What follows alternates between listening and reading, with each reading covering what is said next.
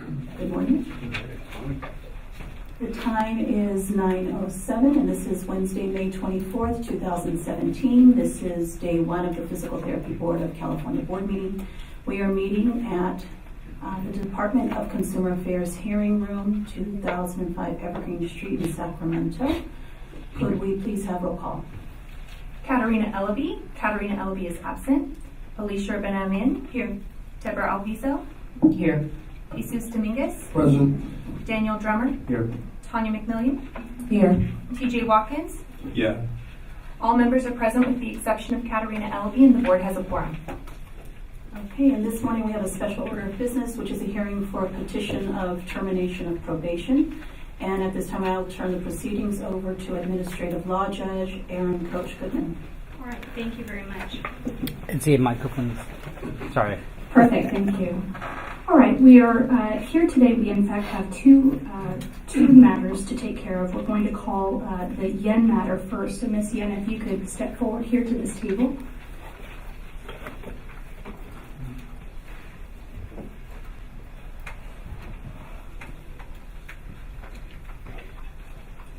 And can you make sure that my mic is They're on? on. Perfect. Yes. Thank you so much. You're welcome.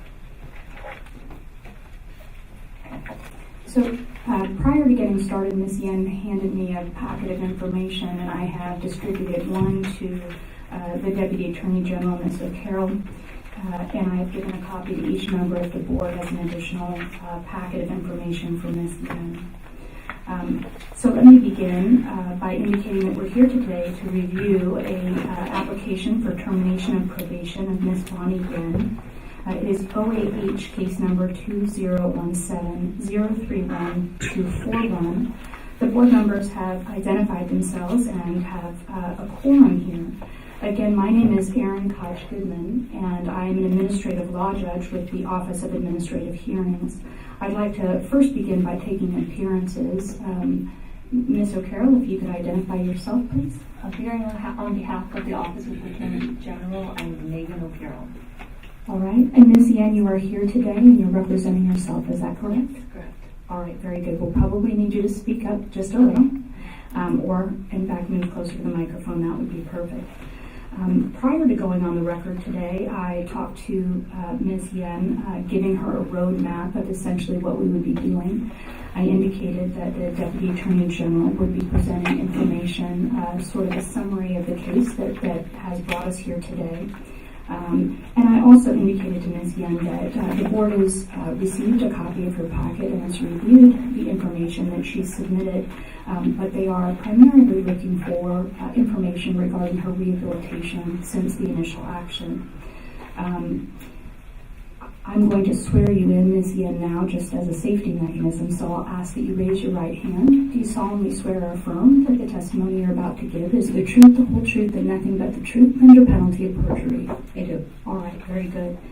Again, in that roadmap, I reminded Ms. Yen that I would give her an opportunity to speak to the board and share with them any information that she thought was important and relevant, but because they had already received her packet, there was no need to repeat the information that she had enclosed therein, and that the Deputy Attorney General, Ms. O'Carroll, and the board members, in fact, might have questions for her, and we'll take those each in turn.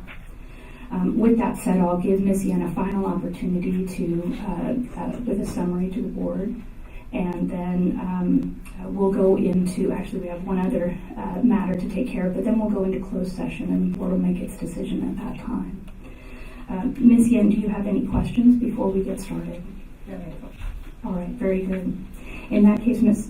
O'Carroll, I'll give the floor to you, please. Your Honor, I'm sorry. I believe I need to recuse myself because Ms. Yen was a student in the program that I teach. All right, in that case. Outside or in the audience, your guidance. Where is counsel for the board? Oh, the audience is fine. All right, so in the audience. Given that is the case, I still believe we would have a quorum, so I think we're still all right here. We do, in fact. So be that as it may, we'll get started then with you, Ms. O'Carroll. Good morning. At any time if I'm not speaking loud enough, please let me know. I brought a series of documents, and they should be in front of you in the little black soft coded binder. If it would be helpful to the board, I think I'll just run through what each of the documents are and kind of set forth the case before you. Ms. O'Carroll, before you begin, would you like me to just mark the binder itself as an exhibit 1?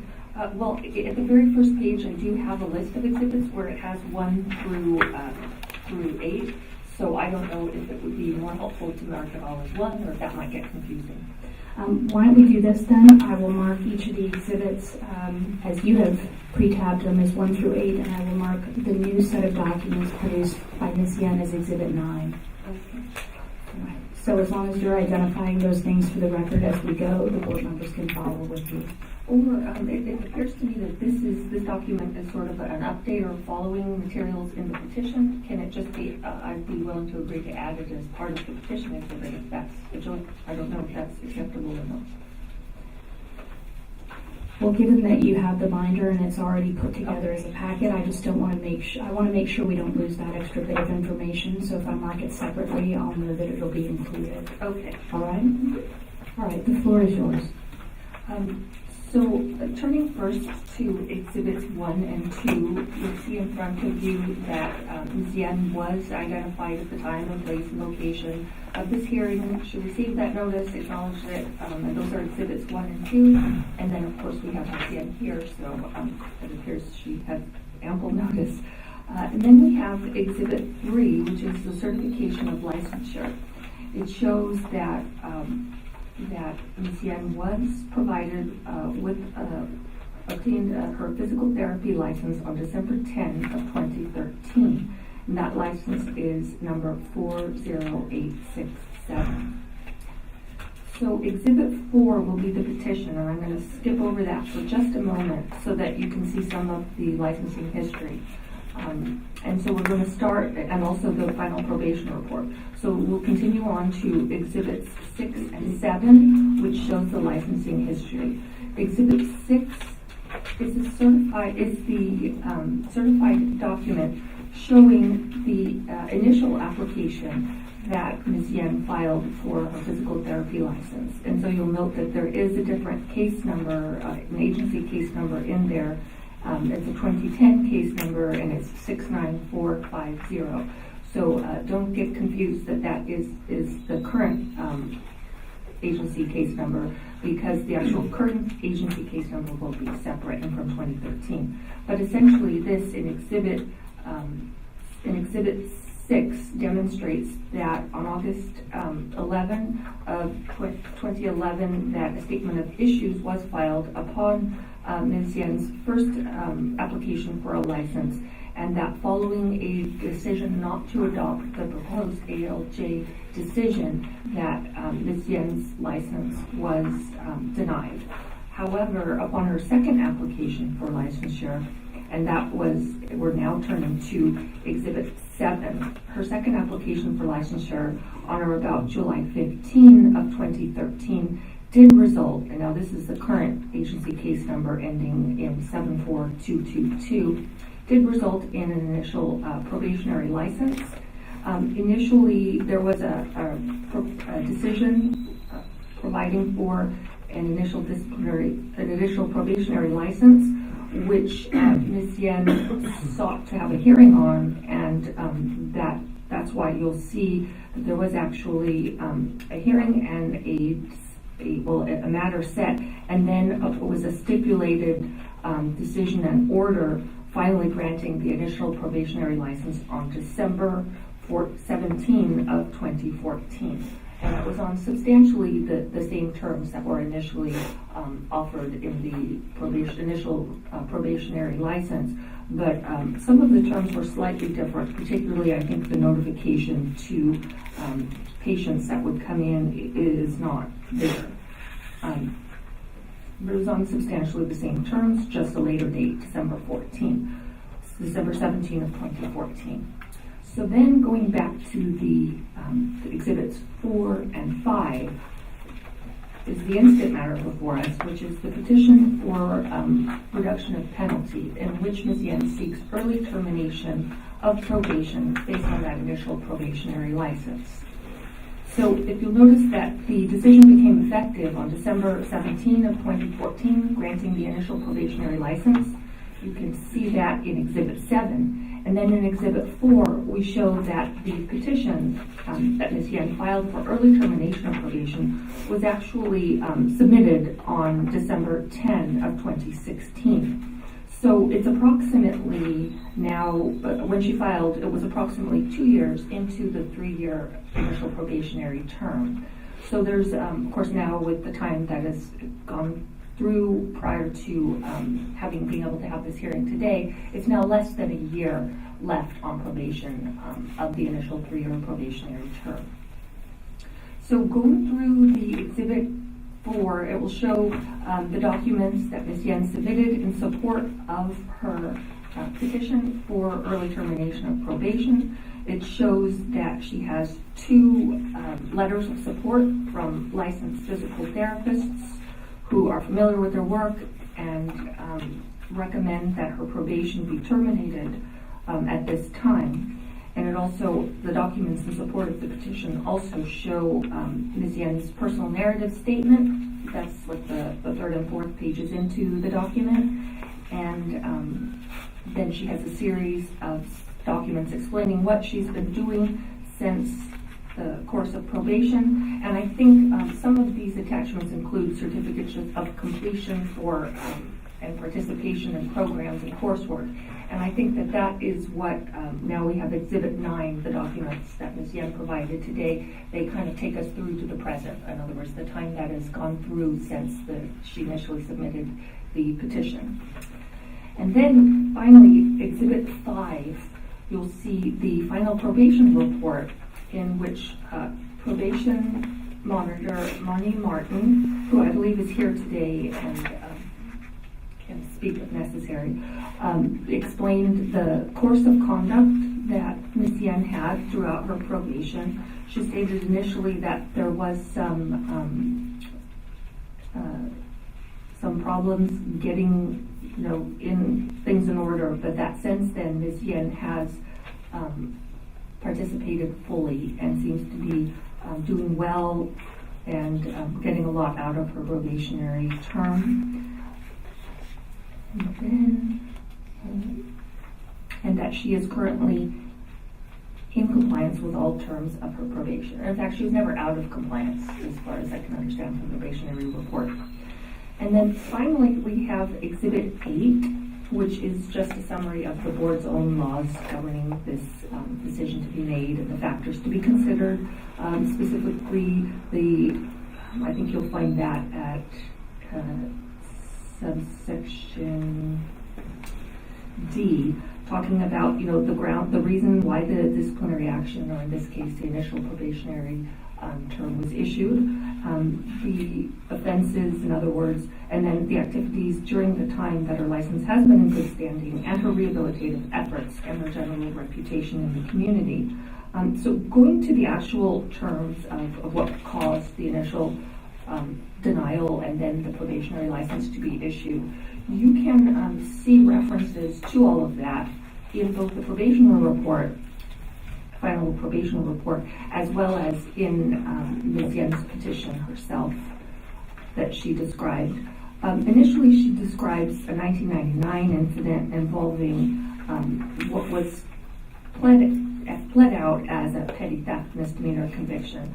However, the facts of that case, it's not just quite, stealing from a shop or something. Instead, it involved an employer and working as a retail clerk at Macy's. It involved essentially embezzling, taking money and not returning for customer returns and then pocketing that money over a period of time. So that is more serious. However, it was quite a long time ago. However, the next problem that happened was that Ms. Yen had a DUI. I think it was a .1314 was the blood alcohol content.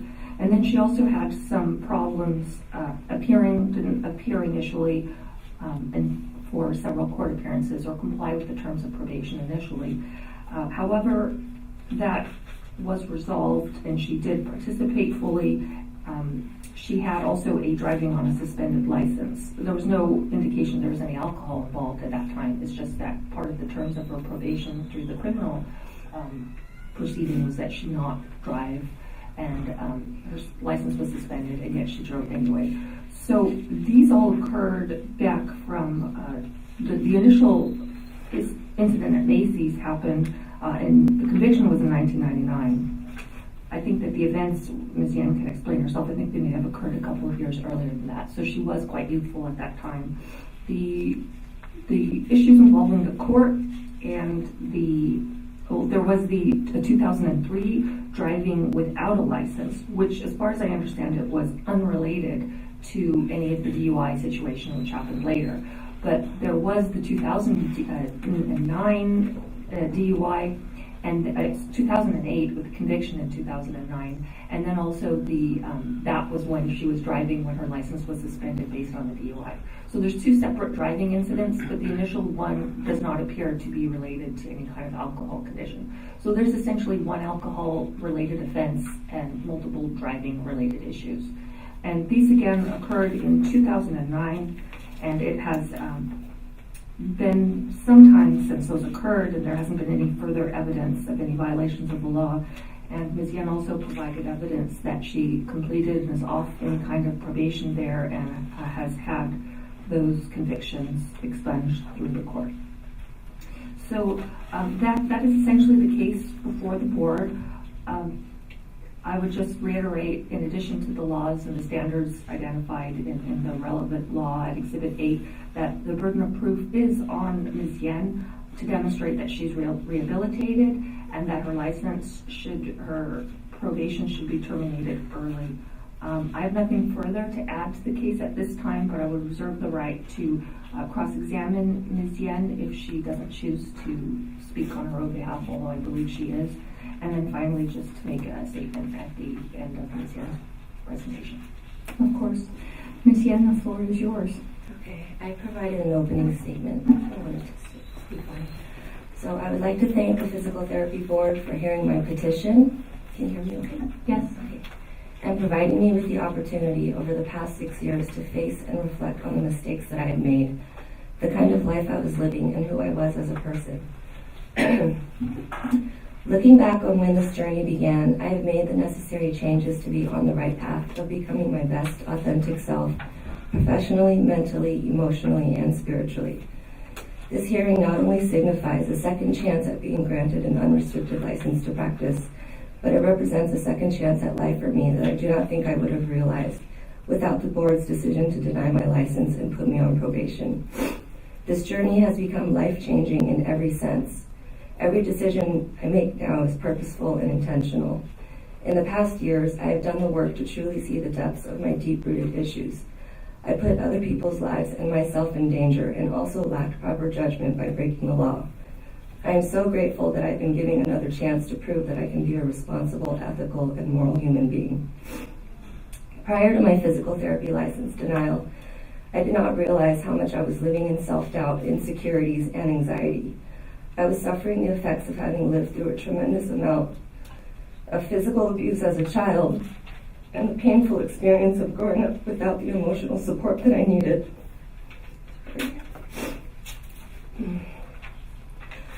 I went through life feeling like I was never good enough and allowed fear to dictate my choices.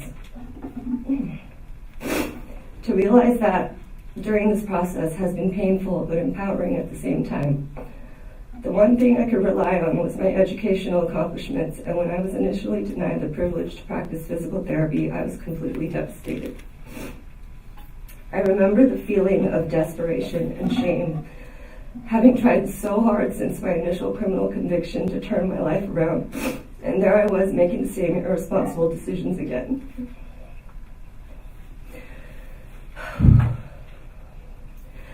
After my initial licensure denial in 2011, I was prescribed antidepressants to get through day-to-day activities. This was not the life I wanted to live, and I finally began to face the reality I created for myself. I never wanted to admit this, but I'd used alcohol, superficial relationships, and unhealthy behaviors to cope with my lack of self-worth and the anxiety that came with it. To help me through this painful self-realization, I sought therapy, completed Kaiser's stress management course, and started practicing yoga. I worked as a physical therapy aide while waiting to reapply for my license, which was a very humbling experience. This reaffirmed my love for the profession and made me want to work even harder on myself and continue to study and work with other therapists to sustain and build on my skills. In addition, I've completed Maximus diversion program 6 months ago and no longer rely on antidepressants. For the past 3.5 years, I have continuously submitted negative biological fluid tests and have been compliant with all conditions of my probation. I have continued therapy, yoga, actively work a 12-step program with a sponsor. I'm currently the secretary for my AA home group and have many healthy outlets to relieve stressors in my life. This journey has helped me to cultivate the necessary tools for healthy emotional regulation and self-esteem. The work I've been doing to rebuild my life has brought a sense of happiness that I did not know could exist. I have developed deep, meaningful relationships, a connection with the higher power, and experienced a great deal of intrinsic pleasure in caring for others and myself. I have grown and learned so much about myself in order to be the kind of person I've wanted to be. My perspective has completely changed on what is truly important. My goals and intentions are now aligned with my core values rather than by fear and the need for validation. It gives me a sense of purpose when I can add value to other people's lives. The 12 steps means more than sobriety. It has been a way of living a healthy life. All of the tools I've learned in the past 6 years have really benefited me as a clinician. Being in a chronic state of emotional pain for so long, I can relate to what my patients go through with chronic physical pain and understand the impact it can have on them. I am more present, empathetic, compassionate, and morally try to make the best decisions to assist in my patients' care, not just physically, but also emotionally and socially to help them achieve their goals as a complete person. Being able to practice physical therapy for the past few years has been such an incredible privilege and experience. I would never jeopardize that or cause harm to anyone under my care. I have continued to take continuing education courses, enjoy reading relevant articles, I'm a member of APTA, and read the monthly journals I receive. I reflect daily on how I can improve as a clinician and engage in conversations with my coworkers and supervisors to gain more insight on how I can provide the most efficient and effective treatments for my patients. I am also presently reading the current concept independent study courses from the orthopedic section of the APTA and hope to sit for the OCS exam in the future. My probationary status has limited me in my practice as a physical therapist. My supervisor and I are the only physical therapists at my current place of employment. Because I am not contracted with certain insurances due to my probationary status, the other therapist gets overloaded with patients. We've had to turn patients away that can only come in late afternoons because I'm the only therapist available at that time. I would like to be able to take some of the burden off of my therapist and also off of my supervisor, and also accommodate these patients. Patients are scheduled every 40 minutes, and for the most part this has been manageable, but sometimes there are complex multifactorial patients who require a more thorough investigation, and I would like to dedicate more one-on-one time with them, and this has been difficult without the assistance of an aide. There's a year-long orthopedic manual course in Redwood City that starts this August. My current goal is to attend this course to continue to hone in on my clinical reasoning and manual skills. My schedule follows my supervisor's, so I would not be able to start this course due to scheduling conflicts.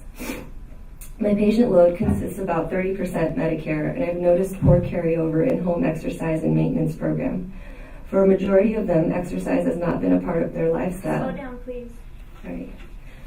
Many of them have asked me about local group exercise programs that I found to be lacking in the Fremont area.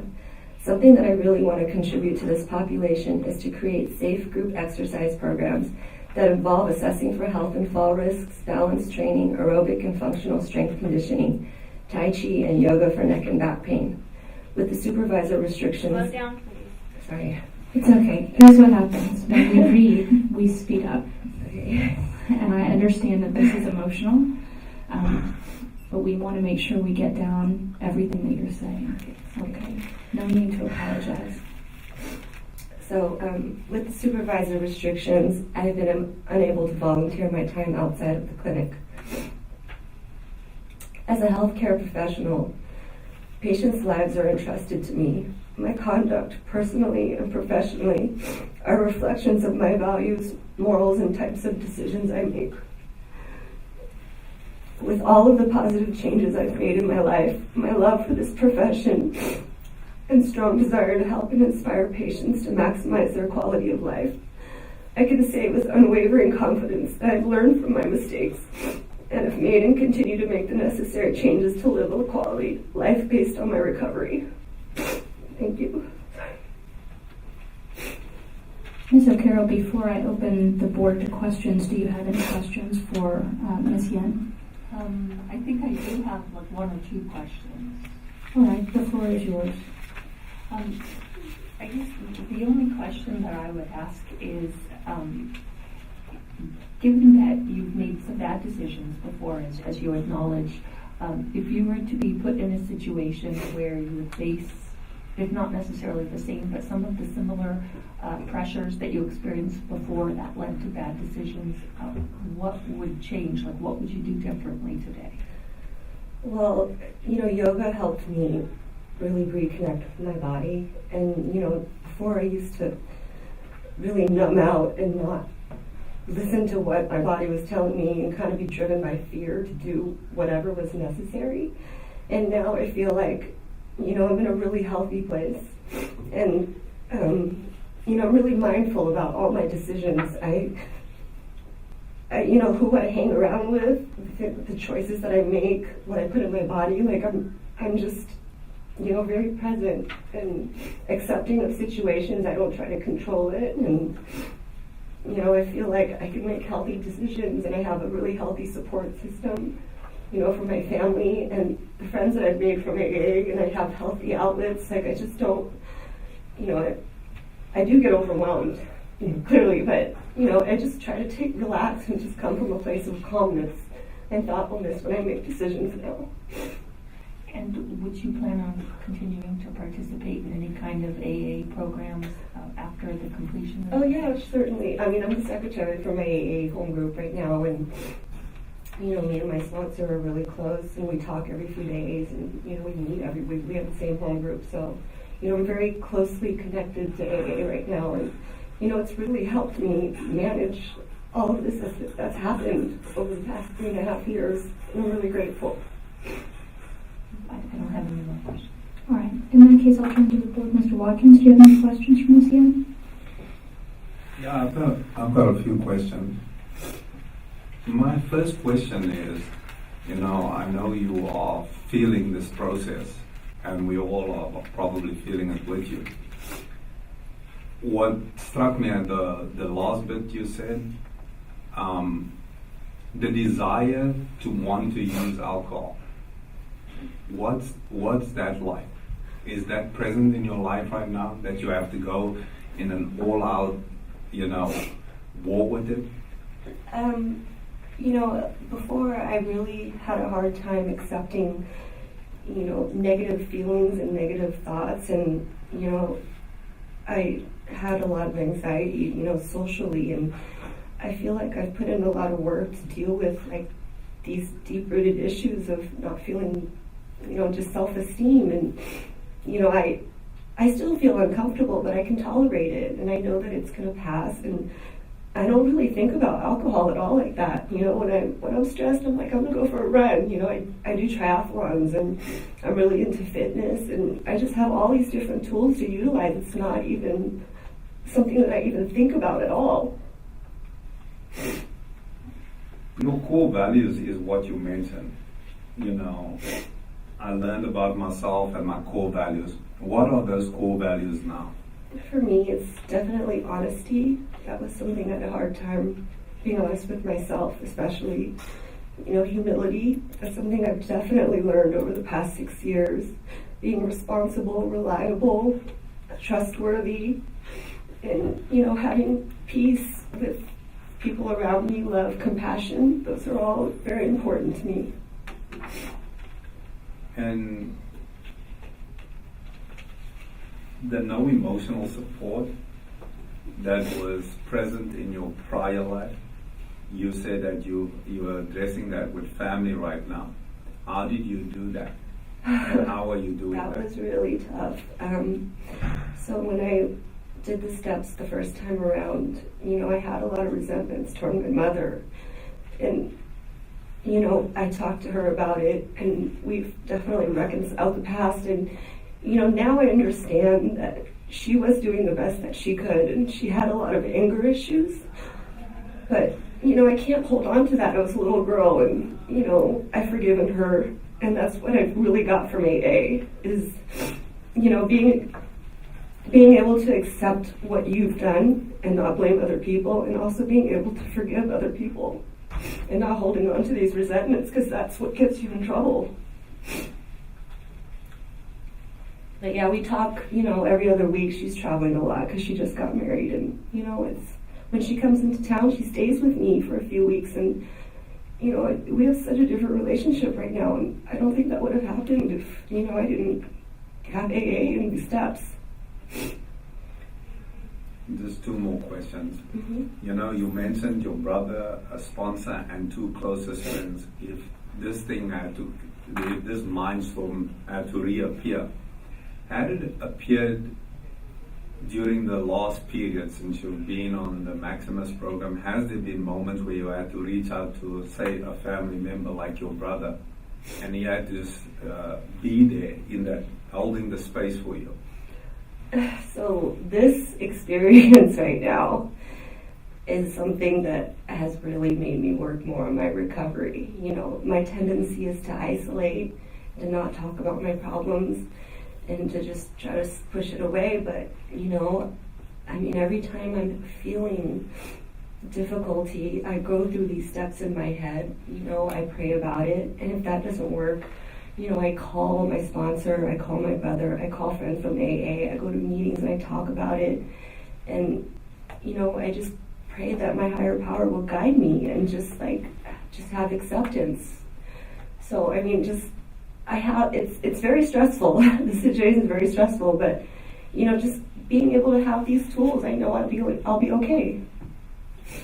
And my final question, and you kind of led us into it, is you speak of the higher power guiding you. So right now, what is that guidance telling you? What is that inner guidance space telling you right now about this process? That he already has a plan. Well, it's a she actually, but she already has a plan for me, and that I need to just do what I can do right now and accept whatever happens. And that makes me feel okay. Maybe not for a minute, but it goes back and forth. Thank you. Thank you. Thank you very much. Ms. Ravina, amen. Questions? Good morning. Good morning. I want to congratulate you on your growth. Thank you. Yeah, good job. I wanted to ask you, when you take time in the morning and in the evening to reflect and plan your day, how long of a process is that? What does that look like? And when you feel like there is something, a warning sign or something that's really heavy, what do you do about that? Maybe like a specific example, but you don't have to get too personal. But Yeah, sure. Well, in the morning, I have about like a 10 or 15 minute routine that I do that involves like the third step prayer, and then I go through this morning prayer of, just divorcing myself from being selfish and some guidance, and then I'll sit there and pray for other people, and I just spend this 10-15 minutes to kind of reflect on my day and the people around me. And that like today, I prayed about this, and at nighttime I think about, throughout the day, was there any time I was being selfish or resentful, and think about what I could have done better, and if I need to apologize to someone, I try to do it immediately. I don't want to hold anything in. And so when I do find my triggers, like one of them is perfectionism. Just being self-aware has brought a whole level of change and perspective to that. And, I do have a tendency to like overdo everything. It's probably why I did so well in school. And so I really just try to find some balance with that now. You know, I see that I'm being like that, and then I think about, you know, because it's a failure to succeed. I mean, to fail. I'm scared of failure. And so I have this thing in my head that I say, you know, failure is the first step to a better solution. And that helps me get through that. And, you know, I'll just breathe and try to use the things that I've learned from yoga. Like, I'll change my body position. And, you know, I have all these different tools. And, you know, it's always going to be okay. Like, I get through things, you know. Like, this is probably the most stressful thing for me right now. Mm-hmm. I'm wondering, when you do have a trigger that tells you need to reach out or dig into your bag of tools of seeking help from another person, how often does that happen in your life now? Like in the last month, is it so many times a week, so many times a month? Yeah, this has been pretty bad. And so I've called like a couple people almost every day, like from AA especially, because you know, there's just this bond that we have that I feel like they're not going to judge me. Because I do still get scared to tell people how I really feel about things. You know, it's something I'm still working on. Mm-hmm. But, you know, just saying it out loud makes me feel better. And talking about it and, you know, having a little bit of a different perspective and having someone to remind me, look, remember, you know, you have to give it up to a higher power. Sometimes, you know, you get so caught up in your head that you don't remember that. And, you know, I love, like, having these people that, you know, I really can say are like my lifelong friends just to reach out to right now. So I feel like this month has been a real test for me, and I'm just so grateful that I can see myself utilizing the tools that I've learned. Mm-hmm.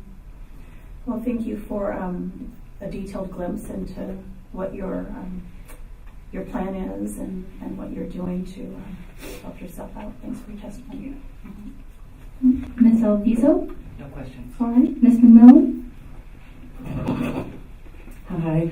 You really seem like you have a ball of emotion happening right now within you. So I also want to commend you on taking the steps to better yourself. And I'm looking at all of your certificates. It's clear that when you take all these courses and everything, the inevitable outcome is that you're definitely going to be better in your profession. So I think that was a great step.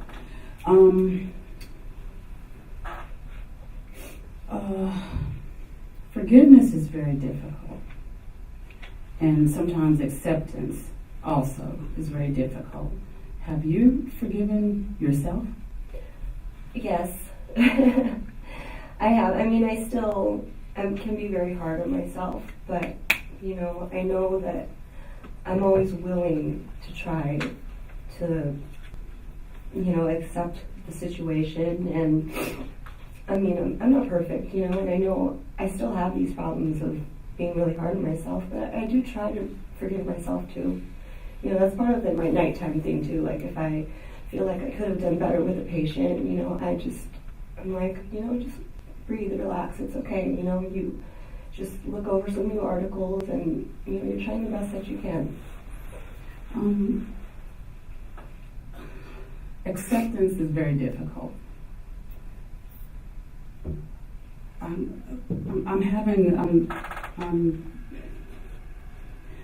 feel like, and I'm not a therapist, but I feel like you aren't completely accepting a lot of things that are clearly a part of your personality, who you are.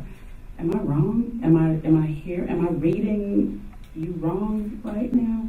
I mean, I don't want to feel all these feelings, you know, but I have accepted it. Right now I do have a lot of anxiety, and I mean, I can sit here and feel it and be okay with it. And I don't like it, but, you know, it is what it is, and I just kind of have to accept it. In my lifetime, I have chosen to go and sit down and speak to therapists also, especially with feelings of being overwhelmed. And one of the things that I do often, and I've shared it with other folks, is that there was this tool that one of my therapists gave me, and it was called The Best Thing. And what he did was he asked me, what was the best thing that happened to you yesterday, Tanya? And I had to think about it. Then he asked me, what is the best thing that you'd like to happen to you tomorrow? Based on the things that you're dealing with right now, I'm going to ask you that same question. What is the best thing that happened to you yesterday? And then what is the best thing that you can see happening to you tomorrow? Well, yesterday I was pretty stressed out, and when I got home, I went on a hike with my 2 dogs, and I felt so much peace after that. And that, was the best thing that happened to me yesterday, was that I was able to get out of that moment of, like, it was bad, I was just like thinking about it all day, and to have just that peace and calmness, that was the best thing. And that's what I want, that peace and calmness within myself.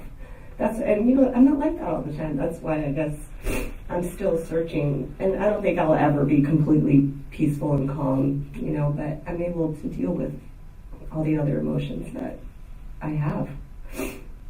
And tomorrow, I guess I'll go into work and have, I don't know, I just love being at work and seeing my patients. And, I have my meditation, my restorative yoga tomorrow night that I really look forward to every Thursday evening, and just coming to that place of calmness. I really look forward to that. Okay, and then one last question. So, has your goal been, throughout this whole journey, has your goal been to just complete this probation and get on with it? Or was it more self-centered about fixing you? The goal was to find myself and to not live in that anxiety and, fear all the time. And I feel like I'm at a really good place right now, even though right now I'm not, because naturally, but I'm okay with it. I think it's normal to be fearful right now, but this is not, like, maybe in the beginning, it was for the boards and to get through my probation, but along the way, I felt so much peace, and that's what I wanted to keep having. Thank you. Mr. Drummer, any questions? Good morning. Take a deep breath. It's almost over. This hearing's almost over. And in the big picture, your probation's almost over. Whether we decide to terminate it with our discussion later today, or the course of what the board said 3 years ago, it's almost over. So deep breath, relax. In looking through some of the materials, I didn't see a letter of certification of that you completed Maximus. The probationary, Monty Martin's report, does say that you completed Maximus in November, but I'm not sure if I'm just missing the statement from Maximus that it's completed. Yeah, I think I might have gotten a letter back in November, December. There was no certification though, but I did get a letter. Okay. I'm not sure if it was I didn't see it as part of the packet, but I was just wondering if I'd missed that. Okay, and I don't have any other questions. Thank you. Thank you. All right. Anything else from the board? Nope. All right. In that case, Ms. Yen, we're going to give you a final opportunity. Ms. O'Carroll, any other questions from you? No. All right. Ms. Yen, I'll give you a final opportunity to address the board in a closing argument. Okay.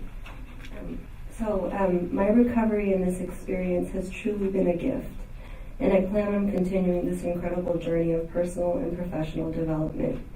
I have created a strong foundation to help me continue along this positive path that I'm living. As much as being on probation has been beneficial to my whole self-worth and profession, being off probation will allow me to grow even more professionally, personally, and spiritually.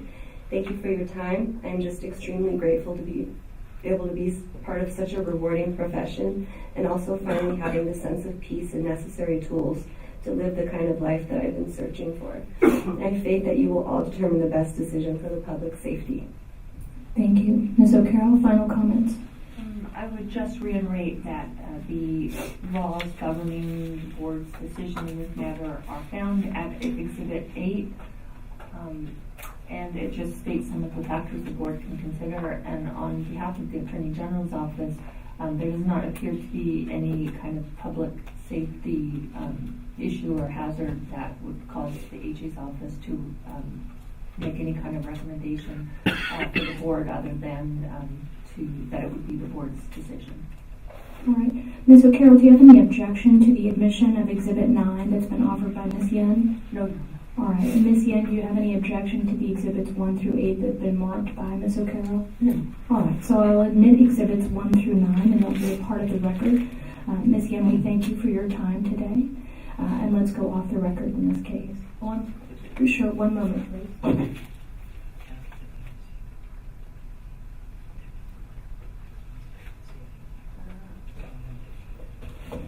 All right, we do have one question. Ms. Alviso indicates to me that the packet of information that was given to the board members prior to today included the Maximus letter, but that it does not appear to be in the board binder that we have before us. So if we could just take a quick moment. I have something to say about that. Yes. So I had gotten my packet returned to me because the letter didn't have the statement about the penalty of perjury, and I wasn't able to get him to sign that new letter with the statement in time to make it for this hearing. Right. So I had to withdraw that letter. I see. Well, then that makes more sense. Yeah. All right. And I guess in that case,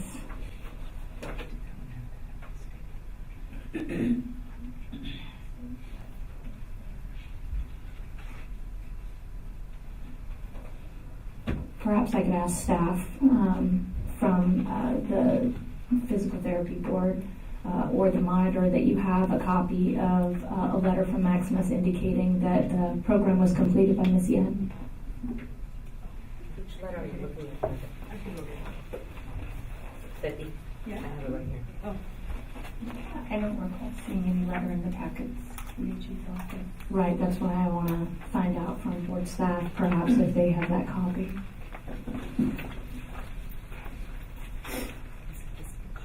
Yeah.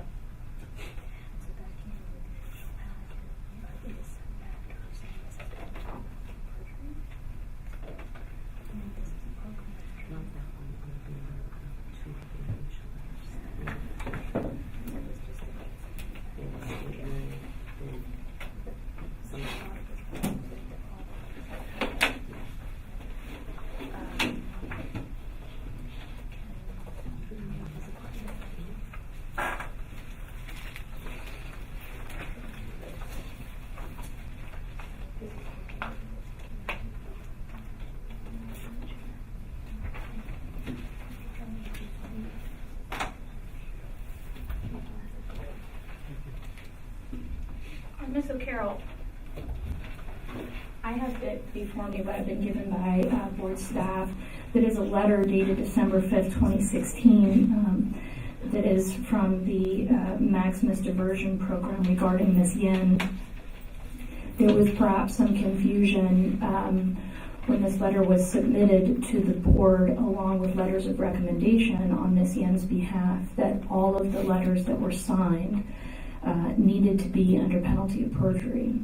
And that's why I say confusion, because I believe, Ms. Yen, your letters of recommendation are signed with that oath. Is that correct? Yeah, the two from the physical therapist, but I thought because I got that letter sent back too, so I thought I needed the same requirement for that letter as well. All right. In my communication with board staff, it does not appear that it is necessary to have this Maximus letter signed under penalty of perjury. And my question for you would be, do you have any issue if I mark this as an exhibit, as Exhibit 10? I'm happy to show you this letter because I only have the copy that's in my hand. If you'd like to look at it before you make a decision, I have no issue with that. But it was a letter that was produced to the board prior to today. And I think, especially given Mr. Drummer's question, that it's probably important to have it as part of the record. Would it be possible maybe just, I believe Ms. Martin is here, if she could just say that she's aware of whether or not the Maximus program was completed, would that Well, indicate the issue? it's my understanding that you have the last probation report, and within the last probation report, it indicates from board staff that the Maximus program was completed. But as Mr. Drummer's question indicated, there's no letter, which is something that I think typically is seen in one of these packets. And so in a belt and suspenders type of deal, I was curious if you would have any objection. If you'd like to step forward, take a look at this document for me, please.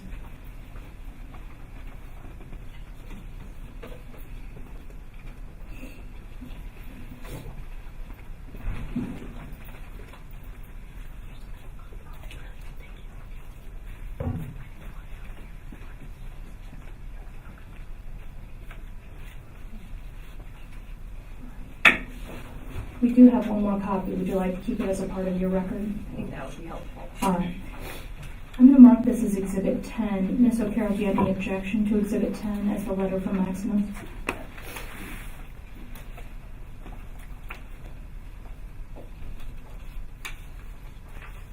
No, Your Honor. All right. I will include Exhibit 10 in the packet as an admitted document. And I think that's helpful in terms of having documentation of all of those things. With that said, I don't believe we have anything else for the record in this matter. Ms. Albizo, thank you for your help with that. And so I'll take us off the record. All right. So if you would wait just 1 second, Ms. Yen. Our court reporter is going to give you a court reporter billing detail sheet should you ever need to request a copy of the transcript from today. You just wait for her, and then you're free to go. You're more than welcome to stay with us. We do have one other hearing to do. So Ms. Eisenstadt, I'll ask that you come forward. Thank you. And once we're done with those, we will go into closed sessions.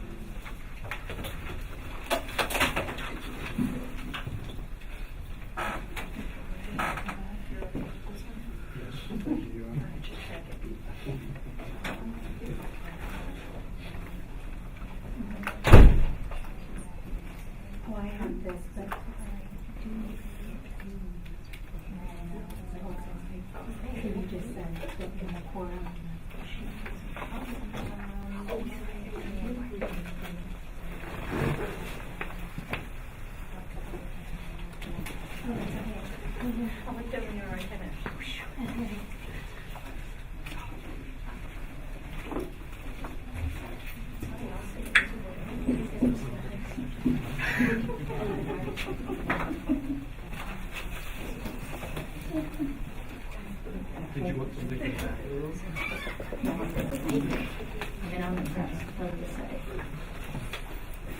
Jason's wife made the coffee cake, so I would strongly suggest a small piece.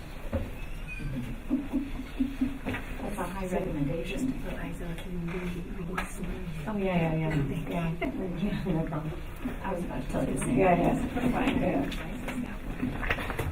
This is the Also, same feel materials free that to, everybody else. hit Dr. Ravina and then up for a cookie that she seems to be hiding. Just take a look through that binder and make sure it has everything that you submitted, that it looks about right. Because I'm going to ask you if you have any objection to it, so I just want you to take a quick look through it, please.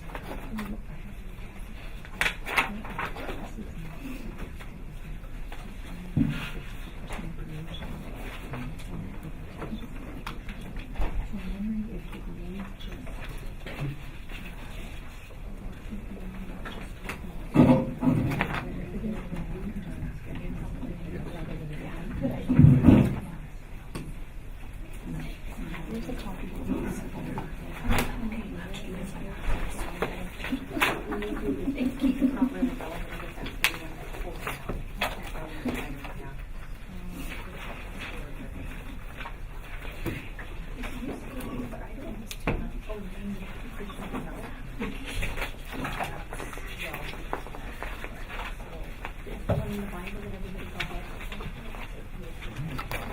Okay, so it's not, so we're clear.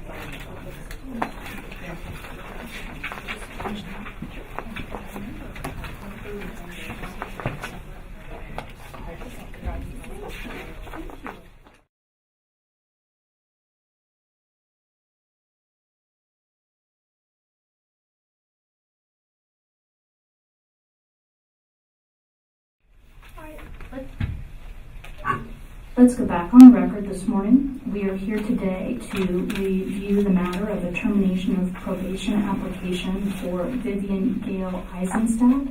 It is OAH case number 2017-041-019. We have had the board members already identify themselves, and we do have a quorum. My name is Erin Koch-Goodman, and I'm the administrative law judge that's been assigned to assist the board today. I'd like to start with appearances for the record. Ms. O'Carroll? Megan O'Carroll on behalf of the California Attorney General's Office. And Ms. Eisenstadt, you're here and representing yourself today, is that correct? Yes, that's correct. All right. Before we went on the record, Ms. Eisenstadt, you and I had a brief conversation, a bit of a roadmap as to what we were going to be doing today. And then you've also been present for our prior hearing with Ms. Yen, so you've seen it at least once as well. The board does have a copy of all of the information. They have binders in front of you. They've received that information prior to today and have reviewed that information. So there is not a necessity to go back over each of those things in detail. They are most concerned with your rehabilitation since the initial action was taken, and you will have an opportunity to share that information with the board. I will first give Ms. O'Carroll an opportunity to share with us sort of a brief procedural history leading up to where we are today, and that will give us a basis. I did ask you if you had any additional documentary evidence you wanted to give to us today. You indicated that you did not, but that you do have a statement and will be available for questions. Do you have any questions for me before we get started? No. All right, very good. Let me swear you in. If you'd like to raise your right hand. Do you solemnly swear or affirm the testimony you're about to give is the truth, the whole truth, and nothing but the truth under penalty of perjury? I do. All right, very good. With that said, then I'll turn the case over to you, Ms. O'Carroll, and we all have these white binders before us to follow along. Okay. So again, in the very beginning of the binder, you'll see a list of the exhibits to kind of make it easier to follow along. And once again, Exhibit 1 is the notice of hearing, and Exhibit 2 is Ms. Eisenstadt's acknowledgement of having received notice of the date and time of the hearing. And then, of course, being that she's here, we know that notice was received. And then again, I would ask you to look at Exhibit 3, which is, you'll see the Certification of Licensure. And this shows that in September of 2000, Ms. Eisenstadt was licensed by the Physical Therapy Board of California, and that she has license number 25506. That licensure was first effected based on an initial DUI for which she received a cite and fine. And you'll find that documentation at Exhibit 6 of your binder. So Exhibit 6 is a record of that cite and fine, showing that on or about October 1 of 2008, Ms. Eisenstadt was convicted of DUI, misdemeanor DUI. So that had, apart from paying the fine, there were no serious ramifications to her licensure at that time.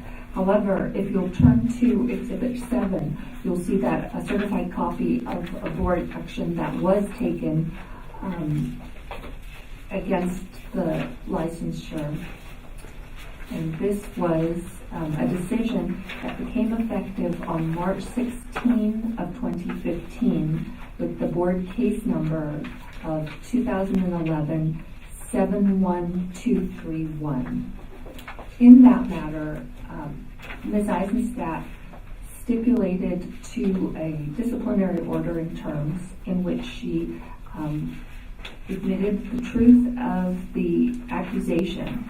And that accusation follows shortly. It is also in Exhibit 7, and you'll see that it refers to a DUI that occurred, and this would have been a second DUI that occurred again in Southern California, and it was on or about October 24 of 2011. And the facts are summarized there in the accusation.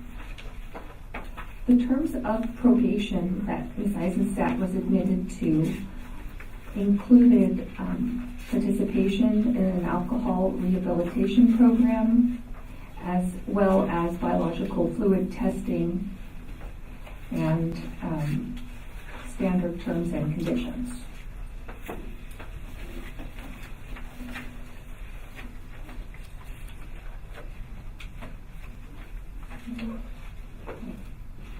Now turning to Exhibit 4, you will see that Ms. Eisenstadt has petitioned for early termination of that probation.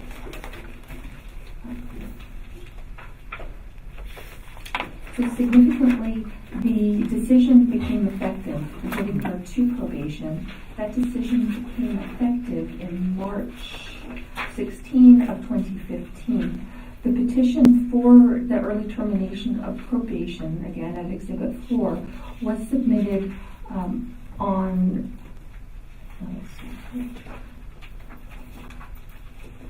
March 19 of 2017. So that would have been just almost to the day 2 years from the being admitted to probation. So now if you'll look at Exhibit 8, which is the summary of the board's laws governing early termination of probation, you'll see that for a probationary period of longer than 3 years, that termination, the earliest date on which to seek termination would be 2 years into the probationary term. So that is what has occurred in this case. So there, of course, with the time having intervened in between the March 19 filing and today's hearing date, of course, it would be slightly less than 3 years remaining on probation now, because it was a 5-year probationary term. So the facts of the two cases are significant as well, of the two underlying matters that led to the citation and then to the probationary order. These facts are summarized in the accusation, which again is at Exhibit 7, but also Ms. Eisenstadt makes reference to and describes them in her petition in her narrative statement. And there is some discrepancy between the two descriptions of the events.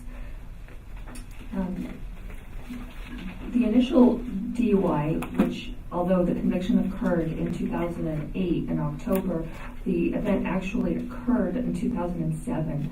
It was a .1314 DUI, meaning that was the blood alcohol content that the police discovered upon requiring her to perform a test, a breath test. It was based on the initial stop was based on having run a red light. And those facts are largely undisputed in the petitions for early terminations narrative statement. However, the 2012 DUI occurred in October, again October of 2012, and the conviction, in 2011, but the conviction occurred in October of 2012. So the underlying 2011 events that led to that 2012 conviction, as stated in the accusation, which again Ms. Eisenstadt did as a stipulate to being true and correct, they show a slightly different description of events. Specifically, the accusation alleges that Ms. Eisenstadt had 3 flat tires on her car when the police approached, and that she stated she must have hit a rock. She was found to be having called an ex-boyfriend of hers who had showed up to assist and was in the middle of an argument with him. When the officers arrived, they stated that she had obvious signs of intoxication, such as an odor of alcoholic beverage, red watery eyes, thick and slurred speech, and that she stated to the officer she had a few drinks 2 or 3 hours ago. She was unable to perform the sobriety tests to the officer's satisfaction, and as a result, she was asked to perform a test. She did not perform the breath test, although at several opportunities to do so, she did not provide sufficient breath for the test to occur. However, she was then permitted to do a blood test as an alternate way of measuring the blood alcohol level, but on the way to have the blood test done, she did not agree to have the test performed, and as a result, she was sentenced for a DUI with a refusal, meaning the additional penalties that the law provides when a person who's suspected of driving under the influence does not provide a blood, breath, or urine test to the officers upon request. So she was admitted to criminal probation for that, for a 5-year probationary term is for a second DUI. So that would normally mean that she would currently be on probation and thus not be eligible for early termination of probation under the board's rules. However, she received an early termination of that criminal probation. That occurred on December 29 of 2016. And that is noted in the exhibits to the petition, which includes a transcript where the judge considered one way or another what to do and then decided yes, he would terminate the probation. So that means she's not ineligible under the PT regulations for early termination of probation. So the narrative statement, now if you turn to Exhibit 4 of the petition for reinstatement, Ms. Eisenstadt's description of what occurred during that second DUI, the October of 2011 DUI, states that she was trying to assist a friend who had a sick dog and that she had already consumed a Jack and Coke. But she felt no effects from the alcohol and did not think that would be a problem to drive. However, later on in her narrative statement, she states, apart from her description of the facts, that she still decided to plead no contest to the DUI charge on the basis of her lawyer's advice that nobody would believe her if she said that she was not intoxicated. She then goes on to say that regardless of the dispute of these facts, she takes responsibility for it because she acknowledged that she had had alcohol earlier in the day and that she agrees that it was poor judgment and a bad decision to drive a car after that. So based on that and based on the 2 letters of support that she has from practicing physical therapists, she seeks early termination of her probation at this time. And there are actually multiple letters in the petition, but I kind of separated them out with letters to make it a little bit easier to find. And I think at Exhibit D is where you'll find a letter from one of the licensed physical therapists to comply with the requirements of Exhibit 8, which is the board's laws governing the early termination of probation requirements. Ms. O'Carroll, I'll just indicate the D exhibit you're referring to is 4D, just so that we have a complete record. And so, as I was saying, there are multiple letters through there. So, but there is included amongst those letters. There is a statement from practicing physical therapists. And perhaps I will allow Ms. Eisenstadt to reference those letters during her statement. I think that might be helpful to kind of explain to us which are the different, amongst the letters of recommendation, which are the 2 that she is relying on behalf of her petition for reinstatement. Which exhibit on the You'll find the letters at Exhibit D. 4D. Oh, I'm sorry. Then we have at Exhibit R, then we have, I should be more clear. So the Exhibit D are the reference letters about her character, reputation, and honesty. But the Exhibit R is where you'll find the letters from practicing physical therapists.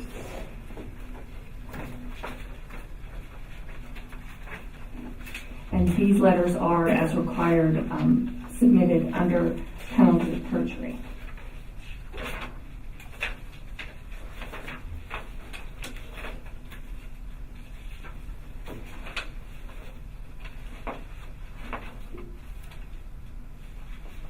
Also, Ms. Eisenstadt's letters include a statement from one of the individuals who runs the driving training program, who indicated that he does not believe that she would have be a person who has alcoholism or a major problem with alcohol. And so, based on that, there were certain requirements of the alcohol participation that she was not required to complete as part of her probation. And then you'll find this also described at Exhibit 5, which is the probation report.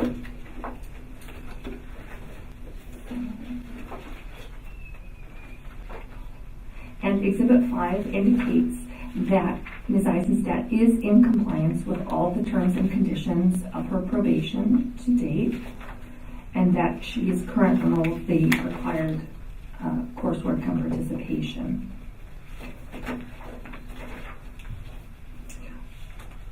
And on that probation report at Exhibit 5, I would ask to, if the board references page 8, that is the description of the alcohol recovery monitoring program, and it explains that she was deemed clinically inappropriate for the drug and alcohol recovery monitoring program based on the clinical assessment.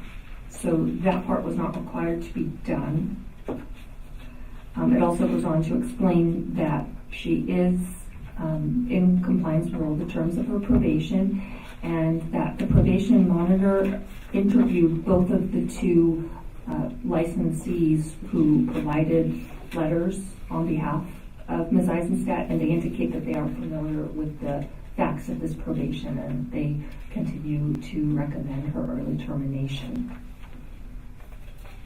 So that is essentially the layout of the materials before the board. And again, I would reiterate in this case as well that Ms. Eisenstadt has the burden of demonstrating rehabilitation and showing why she believes her probation should be terminated early. And again, that I would request the ability to cross-examine after further testimony. All right, thank you. Ms. Eisenstadt, will give you the floor.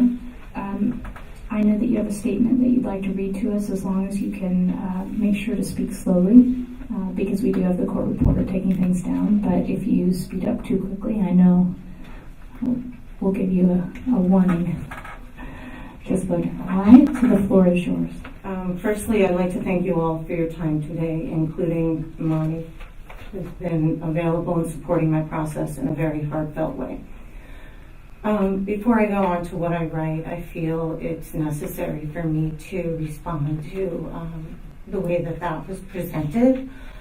I wanted to leave this story out of it, the what happened, and be focusing more on my taking responsibility for everything that ever happens in my life. But I feel that sort of leaves as if it feels to me after listening to that it leaves to me, if I were listening to it neutrally, that I'm denying what happened based on the police report. And so I just wanted to give you a brief playback of what occurred for me that evening of the second DUI. I had broken up with my boyfriend at the time because he was a bartender in a bar, and I didn't want to be in a bar anymore. I didn't even, he had no job when I met him, and that was the job he got. I wasn't in that environment in general. After the first DUI, I really made a, conscious decision that, that wasn't really where I was going. And the evening that it happened, I was actually meeting someone for dinner, and so I had gotten to the place where I was going to have dinner, and I had a drink while waiting for dinner. As an avid animal lover, who I have 3 dogs and one of them that had spinal issues, and so I've been to almost every vet out there for the past month before that evening. The person that I was meeting for dinner called me up right after I had the drink. It wasn't, later in the evening. And he's like, my dog is having seizures. And I said, let me take the food, put it in the car, and just get to you, and we'll eat there, and I'll look at the dog, I'll let you know which hospital to go to. On my way to that house, my car got a flat, 1 flat. So I was already traumatized from getting a flat. And AAA came and changed the tire on the front right tire, and they did not tighten it properly. My friend came down from Mulholland Drive and said, it's getting really late, let me handle my dog, and you just get home.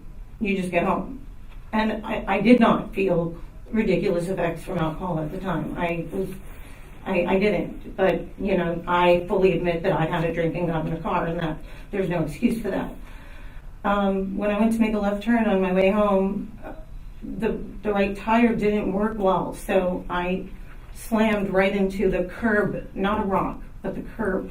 And so the police report said a rock, but it was the curb when he asked me.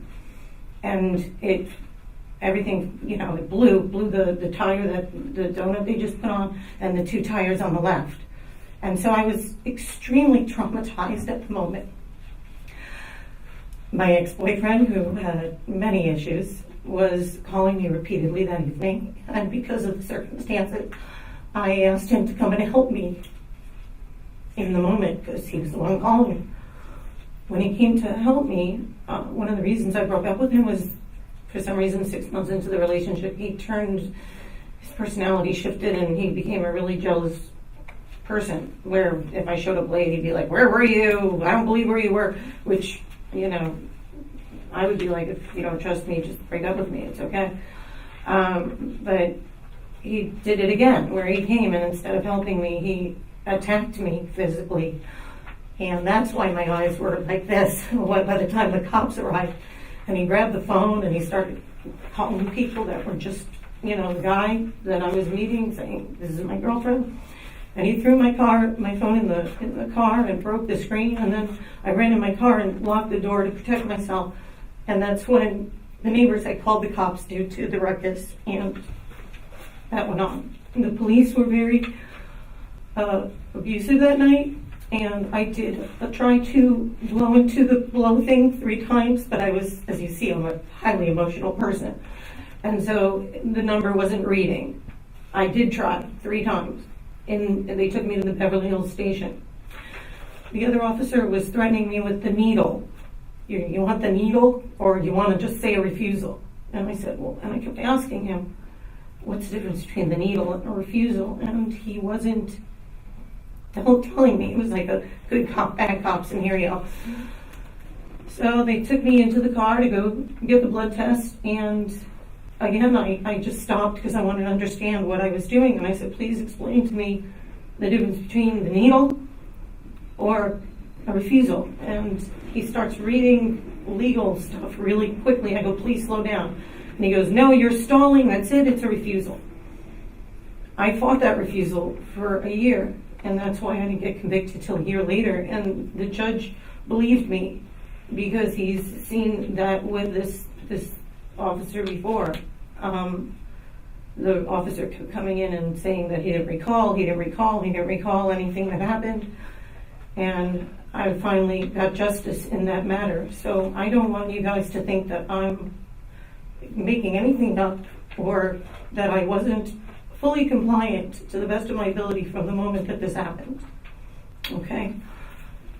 So with that said, I'd like to just say what I was going to say.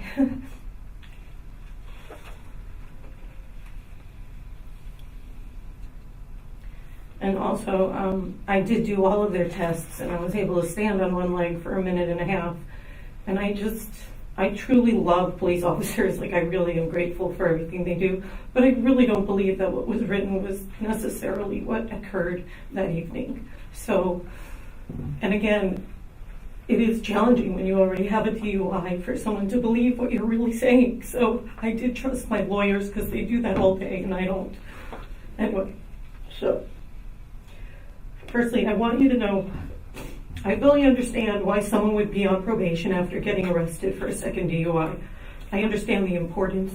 Slow down. Yeah, sorry. Thanks for calling me on that. I understand the importance of wanting to keep the patient safe and maintain quality of care in the industry.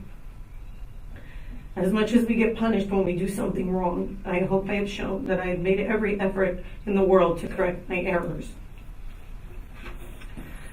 Immediately after my arrest in 2011, I started taking responsibility for my mistakes. After researching different resources of self-help options, immediately, like the next day, I, of my own volition, took courses called Insight Seminars, given by the University of Santa Monica, which led me to their master's program in spiritual psychology. I spent 2 years, every month, a weekend, plus tons of homework, and over $20,000 in deep self-help and discovery to uncover and heal the parts of me that attracted this behavior and this situation, as well as learned and integrated tools on how to handle triggers and daily issues and relationships.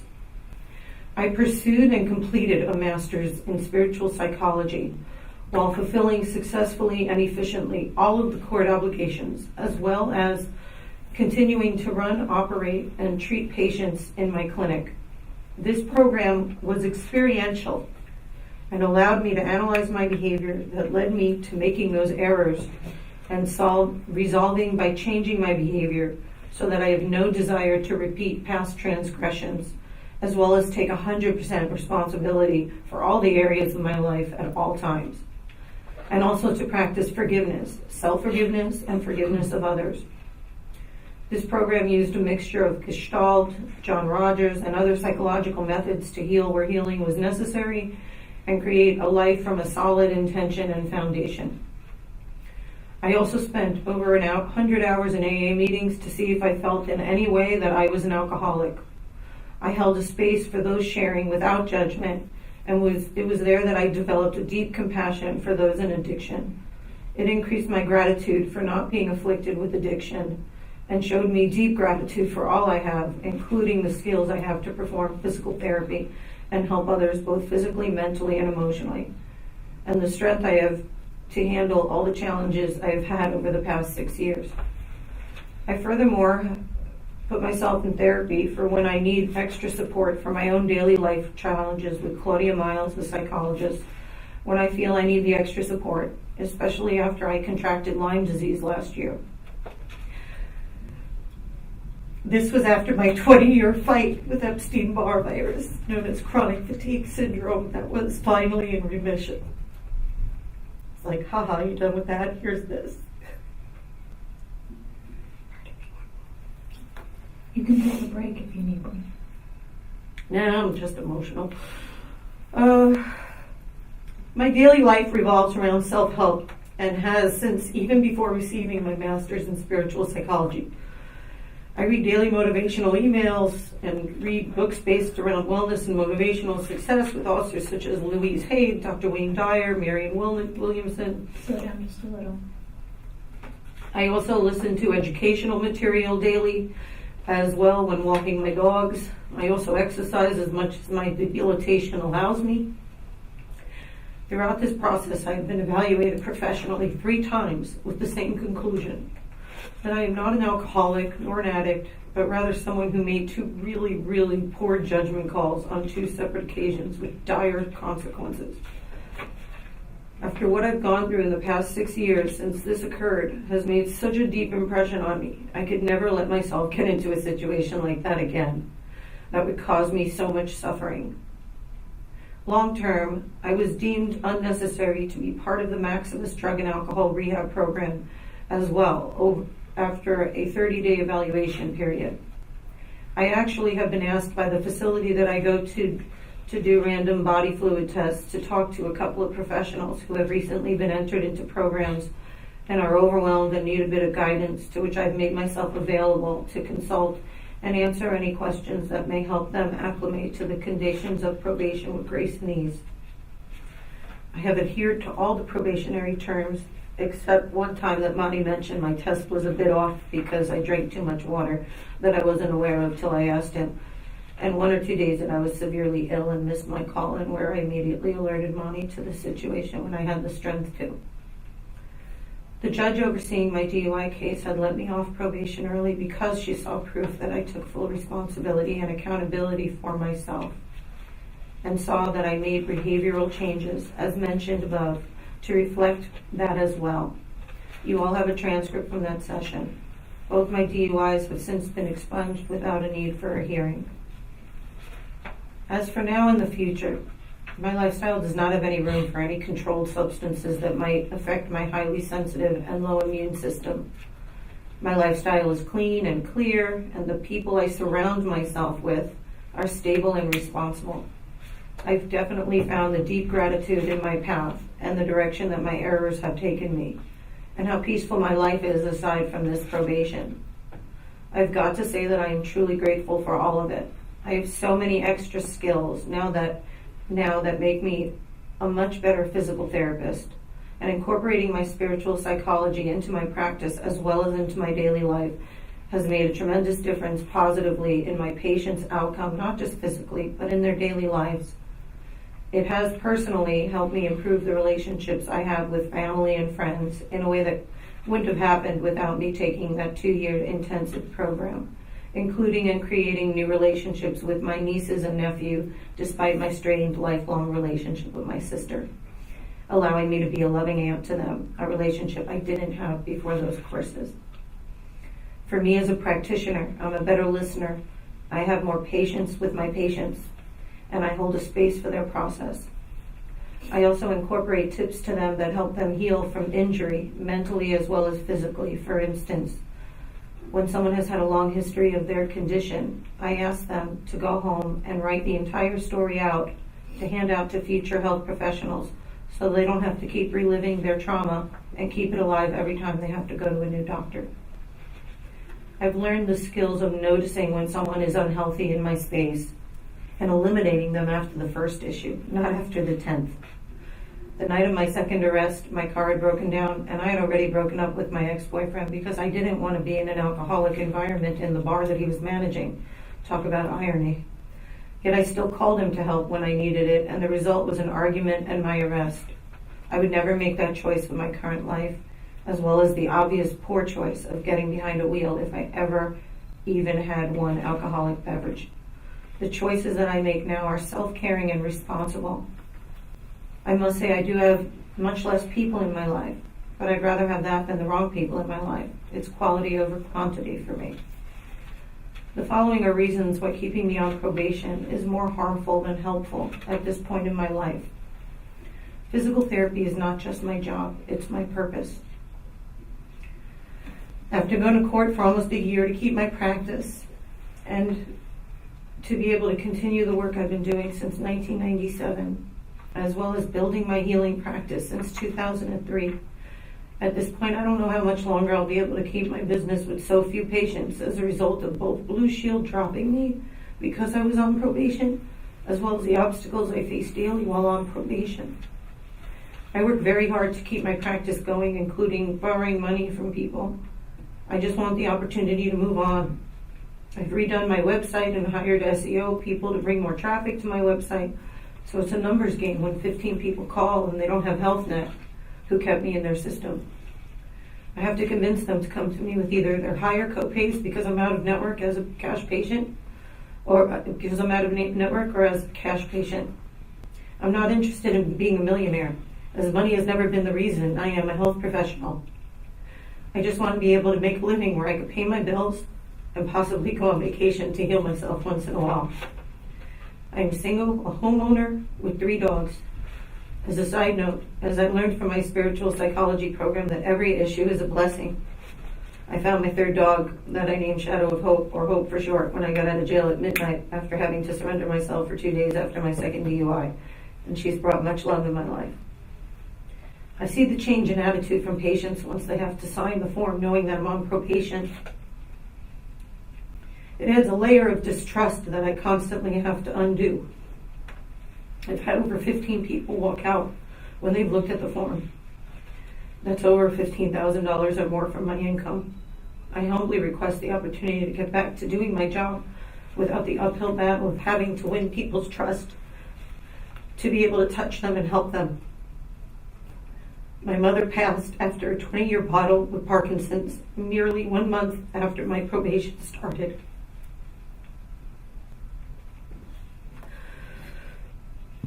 I never used the excuse that my mother died or that I came down with a debilitating illness, Lyme disease, as a reason to be weak and give up.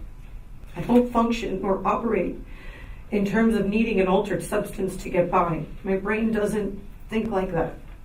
All I care about is building my practice again, rebuilding my health, and actually taking my knowledge as a therapist at this point in my life to the next level. I'm proud of being a postural specialist, an orthopedic specialist, and a sports specialist. I feel that my methodology and my mind-body approach to wellness is very efficient and strengthens my patients with long-term results, that they don't become a repeat patient unless they hurt themselves doing something else like a sport. As you were able to see with all my letters from my patients, family, and friends to Blue Shield, my patients feel safe in my care and have been successful with their therapy, and many have returned to me when needing therapy. I've been suffering with Lyme disease since the beginning of last year. The constant knowing of being on probation definitely adds to the depression and heaviness of my illness. You can't start the next chapter if you keep rereading the last. Part of getting Lyme in check depends on good nutrition, good peace of mind, and good sleep. Whether I like it or not, whether I meditate or not, whether I read happy healing books or not, 6 to 7 nights a week, I have nightmares relating to the anxiety of being on probation. I'll have dreams that someone smoked weed next to me and I got a positive test, or I couldn't find the testing site, or I lost my home, or I was just so exhausted I couldn't work. I can't tell you the last time I've slept peacefully. The daily reminder of this error 6 years ago, having to random drug and alcohol test first thing every morning, not only limits me from being able to make last-minute business decisions for my practice, but keeps me in a level of depression and anxiety that I have to rise above daily, that definitely influences my immune system and my overall well-being. By allowing me to terminate my probation, I'll be able to focus all my energy and money on healing myself and rebuilding my practice, as well as do something as simple and life-altering as getting good sleep. If your question is, am I interested in going back to drinking after being let off probation? I respond with a no, because it's hard enough getting through the day knowing that even a sugar donut makes a difference in how I feel. I'm so passionate about all the projects that I'm working on right now that there's no space in it for alcohol or anything that would feed into less energy and less focus. Even now, I have to take a nap in the middle of my day to make sure I can focus and practice efficiently. I'm already frustrated with having to navigate my day based on how I feel physically. Wait. Sorry. Sentence over again, please. I'm already frustrated with having to navigate my day based on how I feel physically. And the last thing I'm interested in doing is adding another factor that would work against me. Furthermore, alcohol has been deemed a poor mixture with all the medication that I'm on, and I'm not spending all that money and time being put on these protocols that I would choose to jeopardize the point of them. All I care about is getting my life back and having the freedom to really create a strong business of wellness, both in my physical therapy practice as well as those side practices, such as the posture seat company I bought for a steal from the daughter of the inventor after he passed away, who knew that I could do something to continue her father's legacy. They are seat cushions that keep your pelvis in the proper angle to maintain proper alignment with sitting. I think it's Exhibit O. Exhibit O. Again, I have held back on looking for manufacturing because it includes a lot of travel that being on probation deters me from doing. Even the $400 I have to spend on random testing a month is a big deal at this point in my life. I don't buy new clothes often, I eat at home most of the time, and I've become a bit reclusive between my Lyme disease and lack of funds. Recently, I've even organized my house and took photos to give to location scouts to try to make more money by maybe having them use my home for commercials and print work or movies. I'm continually trying to think outside the box on how to offset the monetary challenges that this probation put upon me. As a business owner, almost every day I'm faced with another challenge stemming from my probation. The other day, my biller suggested I join Blue Cross because I'll get more patients, but I can't even apply because I'm on probation. Other alternative insurance companies that are popping up I can't apply to for the same reason. Another day I met someone who has a medical concierge company who likes my work and wants me to work in hotels or in people's homes. And again, I have to give them an excuse why I can't do it yet. As a salesperson of whole body vibration machines in my seats, I can't make any last minute appointments because of having to be near a testing site. I've had to decline last minute trips to Huntington Beach to show the machine to people, as well as a booth that opened up in a medical conference in Vegas that I didn't know about until last minute, but I couldn't commit to because it was too late to reach money on it. Most recently, I've reconnected with a talent agent that used to represent me when I was trying to pitch a show called The Brooklyn Healer. I mentioned to her how I felt at this point in my career, I'm someone who could use the media to help people understand more about physical therapy and what a great choice it is in lieu of drugs or surgeries, and for preventive medicine as well. It's basically impossible for me to pursue this wholeheartedly, knowing that if anyone looks me up, they see that I'm currently on probation for a DUI, and that I would be unable to fly to New York last minute to be on a show if I can't reach Monty to get the okay in time. Also, people judge, and as a result, they'll overlook everything I have to say and any positive advice I can give. This is another reason why I had both DUIs expunged. I resist following this path wholeheartedly as well as any path to further my career, because I know that I'll be stopped because of this probation I am on. And many of these opportunities you can only do once, and I want to bring my all when I create first impressions with the media and when speaking opportunities that may arise. There's so much that I want to do in the field of physical therapy that I'm passionate about. As you see in what I've handed in, I've contributed over the past 3 years to over 65 articles on wellness and therapy. As recently as 2 days ago, I contributed to an article about ways that cross-training with weightlifting might help you perform better yoga with less injuries. I've also used downtime productively by being complete with my continuing education. I'd started a book, but after contracting Lyme disease, as well as all the anxiety and pressure I feel daily trying to keep my life afloat with all these conditions, I've put the book on hold until I feel strong enough to continue. I'd love to be off probation to have the freedom to write and complete it, but with the state that I'm in, I can't get myself to focus on it as I'm struggling so much financially, and my life force is limited from fighting the Lyme disease, of which I'm happy to say is mostly in remission, but will be, as my Epstein Barr is, a lifelong conversation. Even though I've been frugal, I've dwindled my savings, and I've had to borrow money from my father on more than one occasion. This is money that he doesn't really have, but understands the situation I am in, and he believes in me and has seen my actions over the past 6 years and supports my direction and purpose in life. I assure you that if I wasn't holding on up to my end of the bargain, he wouldn't be helping me, as he was a labor lawyer for dock workers who actually wrote their drug and alcohol plan and has no tolerance for BS of any kind. I hope you feel the same. I know that continuing in my field, I will continue to be the best physical therapist I can be, and hopefully when I die, I leave the legacy of someone who was able to make a difference in many people's lives, not just individually, but to raise awareness about physical therapy to the masses and be a face of physical therapy. Now that we have direct access, I have a passion to raise awareness that physical therapy is available for people to turn to instead of going to doctors when they hurt themselves, as well as preventative wellness. I wholeheartedly believe that I can help the physical therapy field become much more of a household option for everyone, not just post-op or post-injury via doctor referral. Please support my intentions and see that I have made the changes necessary and have deemed myself worthy of this request. Thank you for hearing me out, and if you have any questions for me, please ask. All right, thank you.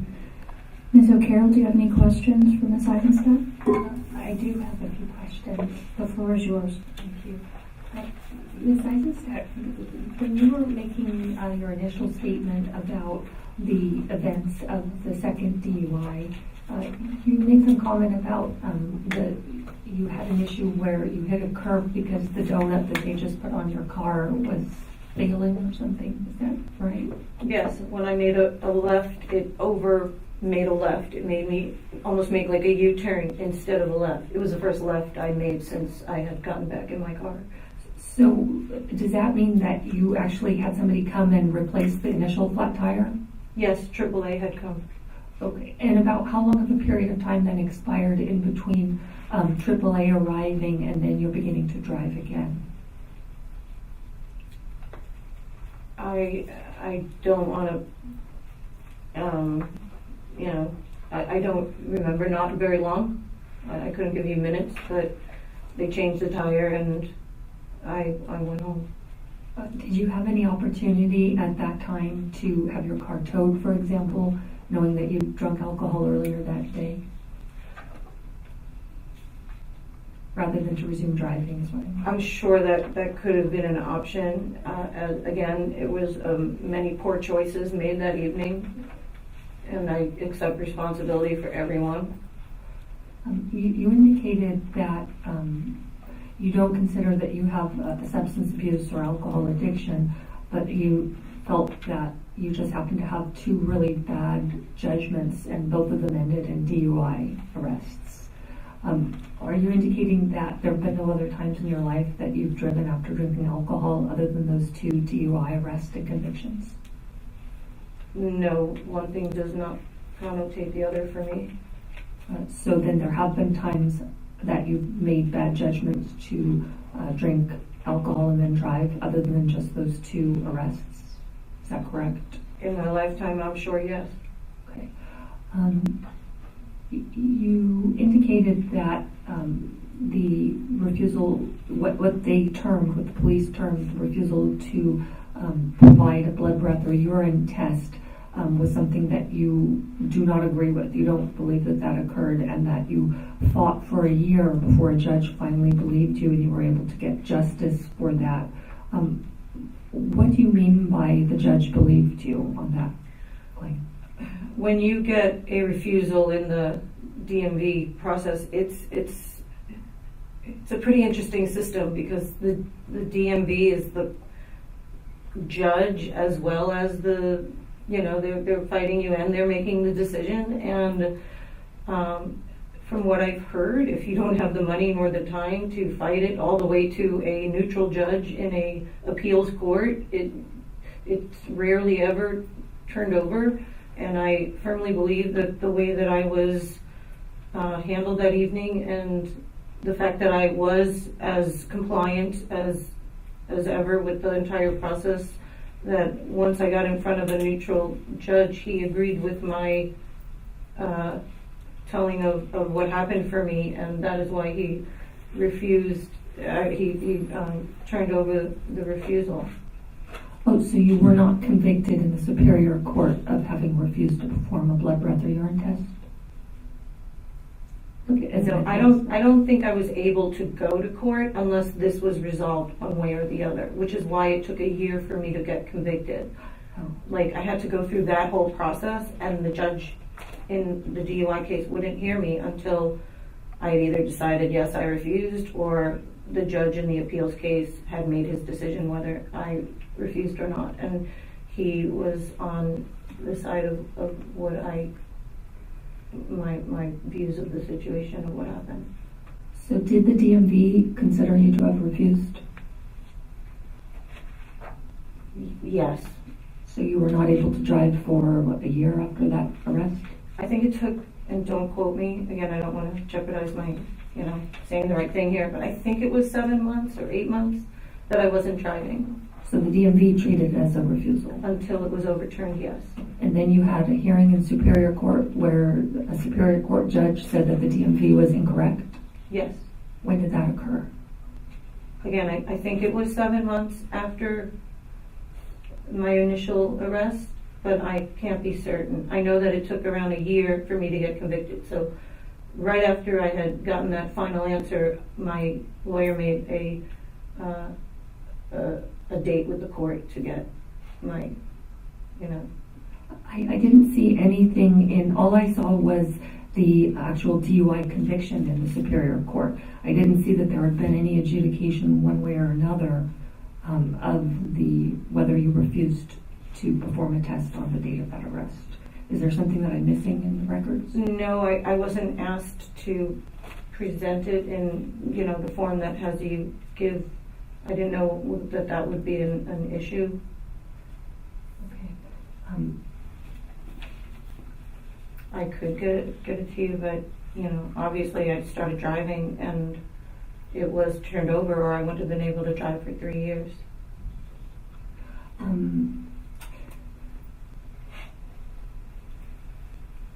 That's why it took a year between my arrest for me to go in front of a court, was that I dealt with this. Okay. You indicate in your petition seeking early termination of probation that you believe that the probation requirement is causing more harm than good. Could you explain what you mean by that? Well, as I explained when I was sharing, I understand why people are punished. I understand why all those restrictions were given to me. But at this point of where I am in my life, I don't feel like I'm growing with the probationary terms as much as it's just stunting me in my growth in my profession and where I can go anywhere at this point. Do you think that the probation terms or requirements might benefit others than you, like the public? Every case is individual. I understand why I have them. I'm not fighting them. I'm just at a point where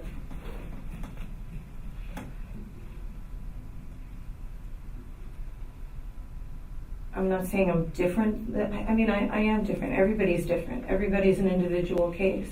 And I've done extensive work on my own, whether I was going to be on probation or not. I mean, you guys didn't come for me for 3 years. The work I did was work that I wanted to do because of what I wanted in my life and what I want to be in my life and how I want to live my life and my quality of life and, what the point is of going through your day. And so, I put myself in all those courses because of my own desire to be a better person and have a life that looked differently. And I can honestly say that I've accomplished that. I truly have accomplished a space where I have the tools by which to handle upsets. I have the tools to handle my own emotional day, and I live by all those rules. I don't really veer from them. So it's almost like I'm on my own probation and it's probably a probation that I'll have forever because it's called my lifestyle now. I might also ask, after your initial DUI, do you recall the courts when you signed the form to agree to the probationary terms instructing about what the legal consequences are for refusing a blood, breath, or urine test if you ever receive a second DUI? Do you recall that occurring or any discussion or any paperwork about that issue? No, I don't. And upon your second DUI, when you signed the paperwork, do you recall there being any discussion then about what the legal consequences or an explanation of refusing to submit to a blood, breath, or urine test would be if you received a third arrest for DUI? Was there a discussion that you recall about that? No. Okay. I think you have no other questions. All right. Mr. Watkins, any questions? Yeah. I've got quite a few questions because you gave us 37, I think, references to read through, and I just have my opening question to you is, do you feel like you've been wronged? Do you feel like all of this that has taken place up to now, that you've been almost isolated, that you're going through this really tough time, nobody understands, because you don't have a problem? So why should you go through this? No, not at all. I didn't even want to go into the story, but she brought it up, and I just felt I had to represent myself. But oh no, I take 100% responsibility for everything I attract at every moment, and nothing is by accident, and nothing. That is why I put myself into that self-exploratory program, was because I know that everything that goes on in my life is because I am on a vibrational level attracting whatever it is I need to learn from, whatever it is I need to take responsibility for, whatever my soul needs to clean up that I have not cleaned up until this point. And it is work every day, and that is my lifestyle. That is how I live every day. I am not a victim. I do not feel like things are happening to me. I feel I am the creator, not the victim. You're going to love the rest of my questions then. Sure. Because my next question is, you say you express so solidly, it's all spread through all the documents, all the whole case about your personal responsibility. And when you made your opening statement, you went back and kind of reframed the events of 2012 and added more detail as to really get it right. You wanted to let us know a mistake has been made, right? Yeah. And that the officers, they were wrong. Their account of the 2012 is so different from yours, and it's subtle, right through this document, because you gave us so much information, and so much information that we could, me personally, could go through. And it's just this little slight thing of what he said that is in a subtle method, like you just added, that about the refusal, either the needle or the refusal. That was new, that was added to the, when you were answering the question of Ms. McCall. Yeah, I tried to stay away from any of the drama of the evening. But ironically, you didn't. You see, that's what I'm trying to say, is that we don't know sometimes that we're assuming a certain kind of a victim posture. And right now, the more you say, I take full responsibility, you go immediately into explaining how difficult and how everybody else is doing this to you. Whether it's the conditions of the whole disciplinary process, all of it. Well, you see that? What you mean in what I responded to her initially? Yes. And then on your opening statement. On your opening statement, you proceeded to tell us how, you're losing people at the front end of your business when they hear you are not on. I do. Only on HealthNet. These are all deals. And, it's in the document that you said 15 people. And my question on that was, how do you know?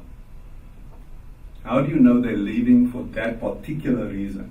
Because they look at the form and they say, I don't feel comfortable with you treating me knowing this. That's why. So they actually tell you that? Yeah.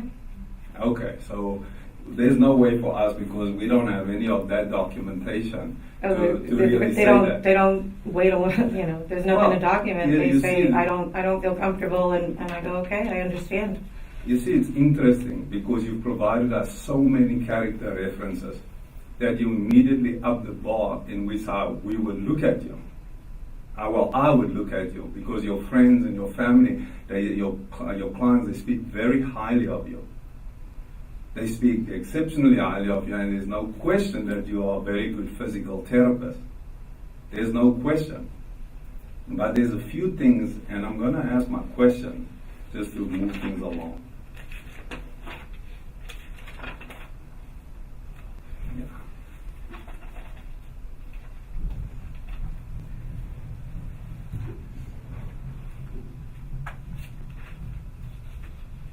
On the 2012 case, the officer described you as somewhat belligerent when you were speaking to him, just after it was happening, before you made the claim that you must have hit a rock. I was in the car. I had just protected myself from my ex physically attacking me. I was highly emotional. I just gotten into 2 accidents. You know, I had just, instead of getting help, got, you know, another level of trauma. All I remember is, and again, I was, if you see me like this now, imagine how I was after, in the moment of that situation. And I was hardly able to talk at that point because, like, he had physically grabbed my arm and threw. I mean, it was not a pretty moment. And I had like 6 officers, you know, cars coming at me from all directions. And I rolled down the window and I spoke to the officer and I walked out of the car and I did whatever he asked. He said, "Do you want to press charges?" I said, "No." And then he continued to give me the testing. I do not personally recall being belligerent in any way. Overwhelmed, yes. Emotional, yes. But I did not refuse or talk back to the officer. It wasn't about the officer. It was about what went on with my ex and the fact that I was just in a very traumatic accident. I mean, the 3 tires blowing was really a trauma. It wasn't, you know, like, oh, my car slowed down. It was like, so I don't believe in the situation that I was, you know, again, there's 2 sides and the truth. And again, from what the judge in the appeal case had mentioned, that, you know, this particular officers and this particular bunch, it wasn't the first time he was hearing this. And I can't speak for them. I can only speak for myself in that I did adhere to what they wanted from me, and I wasn't fighting with them in any way, and I did the testing, and I went with them to the Beverly Hills courthouse, and I did attempt to blow. It wasn't a refusal to blow. I tried twice, and I couldn't blow because I was hyperventilating at that point. I mean, at this point, I hadn't had dinner in like 4 hours. Like, it was a long evening. So, I mean, is there a question in that, or? Yeah, you see, I kind of, and thank you for explaining that again, because it reiterated the fact that, you know, your account is one thing. According to you, you mastered the field sobriety test. They don't feel the same way. And then you pled no contest because you took the advice of your attorneys. Because they do this all the time, you said. No, I said no contest to a second DUI, yes. Yes. Yeah, that's what I mean. That was the second DUI. The Right. 2012 event. So on the ultimately, I want to. Initially, yes. Within my healing process, I fully get that I had a glass of alcohol and I got behind a wheel. That's the bottom line that I get. There's no contest on that. Whatever the story may be, that's the truth. And that is what I would never repeat. I don't even drink anymore. I have no interest in drinking. It does not appeal to me. And I have taken 6 years to work on not just that area, but the whole situation of that evening, the whole drama of the evening. I have no interest in any of that in my life, ever, for even like one day. Even if I have signs that somebody isn't being clear with me, or, I just eliminate the person from my space with grace and ease and love. There's no... I believe you when you say that, but I also see the drivers that makes that possible is that there's an immense amount of pressure not to. You've got your health issues, your Lyme disease that are in remission. You've got the whole board sitting behind you. You've got pressures with your practice, all kinds of things. So there's actually no space for this to live right now, But the thing that is concerning to me is that it's very subtle in terms of the speaking of taking personal responsibility. But when it comes down to it, it's what you just did at the end. You just said, it was what it was. It doesn't need a justification or an explanation, because that's the bottom line. Mm-hmm. You see, I want to ask you another question because I felt that it was pertinent, because you opened up the whole spiritual psychology realm, which is always interesting because it speaks to you being on some esoteric type of journey with self-exploration and all of it. What was the number one thing you learned from that 2-year program? That everything is a gift. Everything. So if I were to give you this gift, and after you've sat with this gift for like, say, half the time, and now you want to give it back to me, because that's what you essentially are asking, is that after not halfway through the process that you've done, this is not for you. This process, you've learned all you could. If you had that same attitude with all the things that you've done leading up to, because you're very accomplished.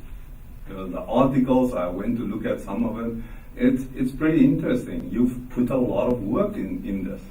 That's all I do. Yes, you put a lot of work into it. And you didn't get there by quitting 50% of the way, right? I haven't. I've been approaching my probation 100% of the way every day. Yes, but we are halfway. We are 45% of the process. We are 45% of the process. So it doesn't mount for me that if it's such a great gift that I'm only want to accept half of it because I've learned everything. Because we don't know what else needs to be learned from this process. I'm not looking at it like as if I've only learned 45% of a process. I'm looking at it from today, what is my desire in my life to accomplish? And I'm unable to really move forward with all of these restrictions. So I'm at a point where I would hope 6 years after this occurred that you'd see that I've made the proper changes to ensure that I'm safe for patients and safe as a physical therapy practitioner and safe as a person to myself and to others in the community, that would allow me to pursue all of these other things that I would love to accomplish, including, survival of my clinic that I worked so hard to keep. If you chose to keep me on probation, I would deal with whatever that is. That's the option, but I have the option at this point to come to you and ask for the mercy of your judgment to allow me to pursue all of the things that I've been building up to this point in my rehabilitative efforts of my life. And I see that is very clear to me, that is your intention. My question, second last question, is more specifically,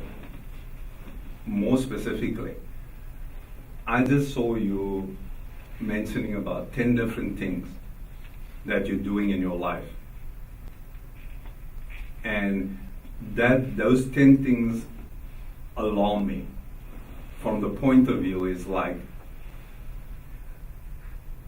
in a process, as you know, because you've been through many processes, there's a point where you're so in the process that it takes over your life to a certain degree, and there's an immersion in that process, and you learn all the things that that process has to teach. And my concern here is that you have been kind of tiptoeing around that process because there's so many other things that has your attention. And and I'll mention it. You mentioned that you were wanting to do the work that you go to New York, and you need that. You mentioned that the machine, that you can't do things on a short notice. You mentioned a whole bunch of things. I didn't even jot it all down.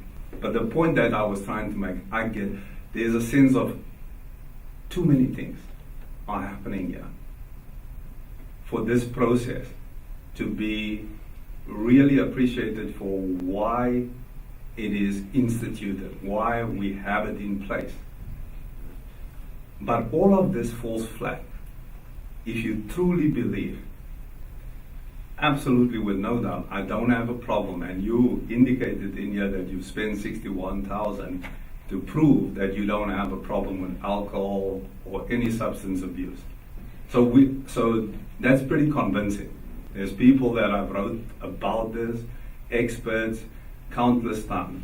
I mean, you have 37 references that have explained that pointed to your character. But I was more interested in hearing from you directly, because when you have so many people speaking for you, it means you're not speaking. So, yeah, you can respond. And, you know, going to the 100 AA meetings, I was able to truly understand more and learn what addictive behavior is about and what triggers it, and the fight that goes on in people's soul on a daily basis of choosing that. And I spent a lot of time in self-testing to see if I even had that urge. And I don't have that urge. I could be in a bar, I could have everybody drinking alcohol around me. I don't have a conversation going on in my head whether I should drink. It's not in my patterning. I don't care at all. All I care about is getting my health back. I don't think like that. That's all. That's pretty much what I could say about whether I feel I'm an addict or that I'm going to grab alcohol. There's no place for it in my life. I have no urge that I'm fighting in my head when I see it. I've had alcohol in my house from 6 months ago when I had a party, and it just sits there. It's not, I don't look at it like I want, ooh, I had a bad day, let me have it. I don't care at all. I'm just holding it for the next party, so I save money if, I have a get together. But so I mean, that's how I can speak for myself on whether I believe I have that genetic thing that I've seen in so many others. That's all. But as you speak there, I mean, something underlying always pops up. Can you see that for every behavior there's a driver? There's a driver. It's not unless you believe in 2008 that was an accident, and we call that accident poor judgment, as you have.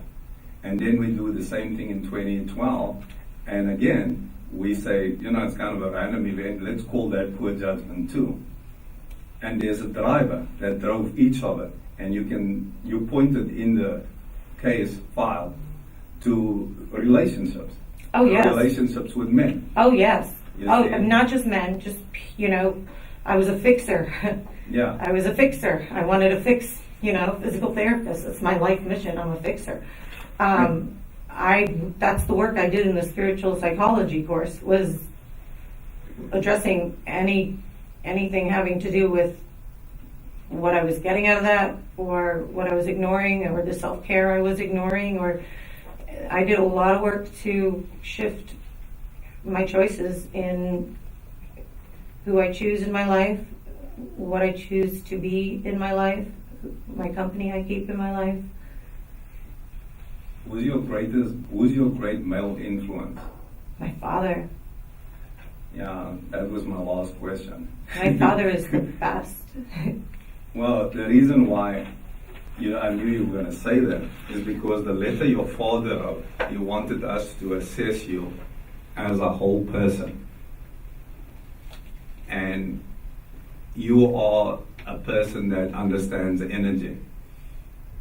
So your father puts this wording, and he makes it very clear in that letter that there is no space for any type of alcohol addiction because of his background, his fear, his judgment. He pointed to you being more specifically, when you were younger, would admonish others from drinking and all of it. I was right? really big on that too. Yeah, and that's the irony of this.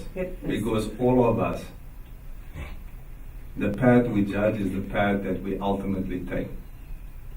Well, I did, and I think I'm over it. And that's what I want to come to you to. I want you to just pause for a second, because you go real fast. You go real fast. I didn't take coffee for that reason today. You're going real fast, and I don't mean today. There's actually, you are correct in pointing out that this is a gift, but you have not even opened it yet. And I can genuinely tell you that. And it lies in, the real key to this lie in the power dynamic that exists when your father speaks with such authority, and you go out and you spend $61,000 to prove that you don't have a substance abuse problems. My first question that I'm asking after I read the whole thing was, who is she doing this for? Because there's a lot of proving of worth, yeah. But I have not heard you speak to it.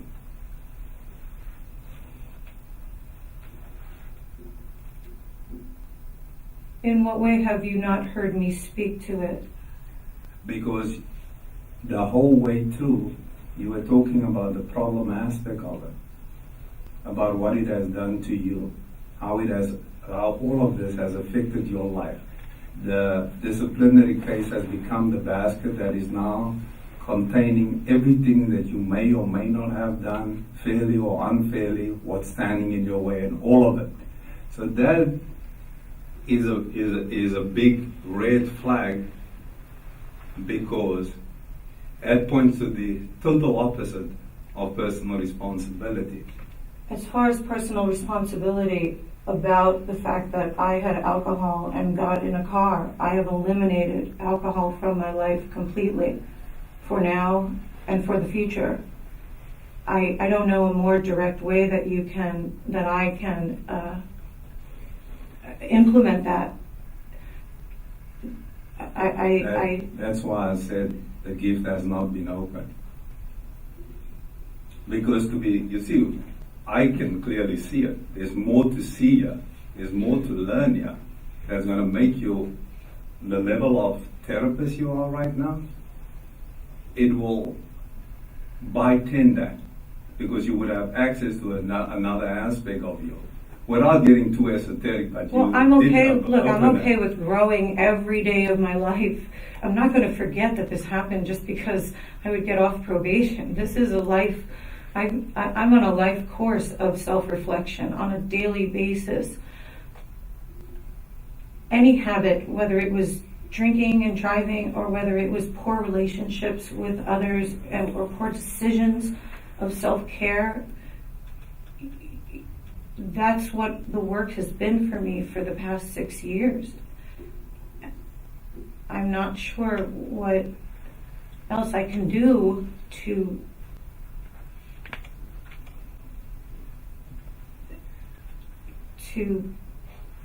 have you guys believe that I really get it. Well, I must be clear, this is my perspective. My other board may not perceive it this way. So I want to make that clear. And why I'm saying this to you is because you can't see it. And yet it is present here. I mean, I'm seeing someone coming in full mode to prove a case. And it will be very convincing. And you may or you may not succeed. But there's something that is bigger than that. And the only reason why I'm speaking to you in this particular way is because you said that that's why you started this journey. And I welcome, I looked at some of these last night from previous things, and I kept looking at you, and I kept thinking to myself, I totally do appreciate every perspective you come to when you address us, and I get that. And I'm open to even having a private conversation about getting into the detail of what you're talking about. As far as probation terms, I thought that this was also not just about my rehabilitative efforts, which every day of my life since that happened, which was 3 years more than this probation, I've been actively, from the moment I get up to the moment I go to sleep, living the work. But I thought this was also about the safety of the patients. Am I representing the field, who I am in your office? And I hold that to the highest degree, and I want you guys to be proud of me and not and see that I can represent you guys and get the word out of what we do to really take physical therapy as a field with all of the challenges that we have lately between people not wanting to pay us and people not understanding what we're doing because we haven't had full access for so long. And I just want to, this was about you seeing that I would never harm anyone. I take my job as ridiculously seriously, and that you would not have to worry about me from this point forward, going forward, that I would not be the person that you wonder whether I would have a poor night and make another stupid decision. Well, I want to thank you, and I want to leave you with something. You can relax. You can genuinely relax. You can give up all the not enoughness and pray that because you are more than competent. And sometimes the greatest thing that I see is people, they try too hard. They really try too hard. Don't try so hard. This is easy. I get the not enough issues. Yeah. It's definitely a theme woven in, and today would probably not be an exception. And again, I'm very, to make a change, you got to make the subconscious conscious and then practice. Does it happen overnight? Not necessarily. And so, I am aware of what you're talking about, and to be present to it versus to be blind to it that's the work, and that's what I do. Thank you. Thank you for your time, and I know I took up enough time. All right, Ms. Rubina, Amen. Do you have questions? I do have one question, and I want to echo Mr. Watkins' appreciation for your testimony, because looking through here, we do see something on paper, but hearing it from you is very valuable. So thank you for your testimony today. My question was, you mentioned that there are times when you're offered opportunities and you can't take advantage of them because of the terms of probation, and then you have to offer an excuse or give an excuse. And I'm wondering what excuse it is that you give them.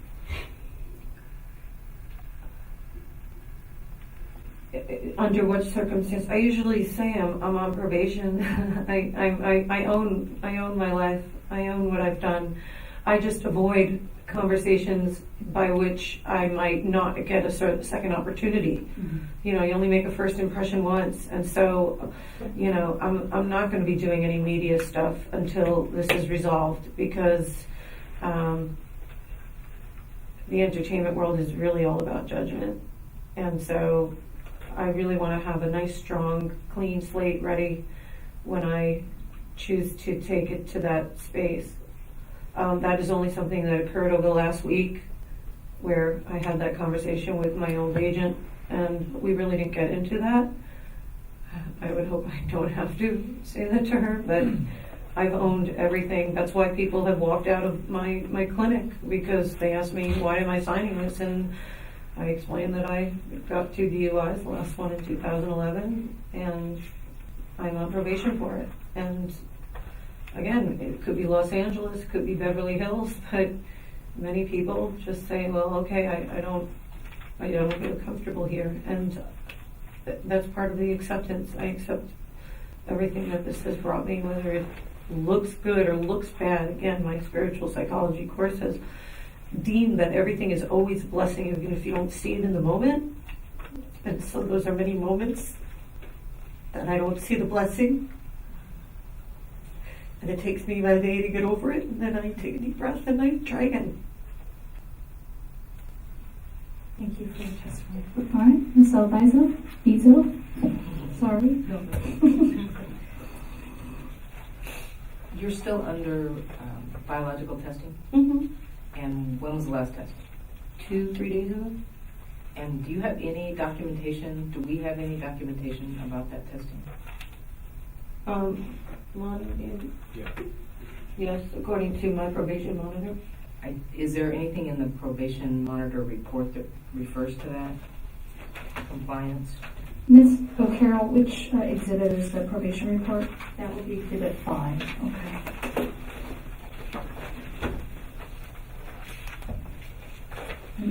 I'm going to ask someone who's not sworn, but Monty, do you know in the probation report if that's something that's mentioned? I don't know specifically if I wrote about that, but I don't recall any instances of Ms. Eisenstadt ever testing positive for anything.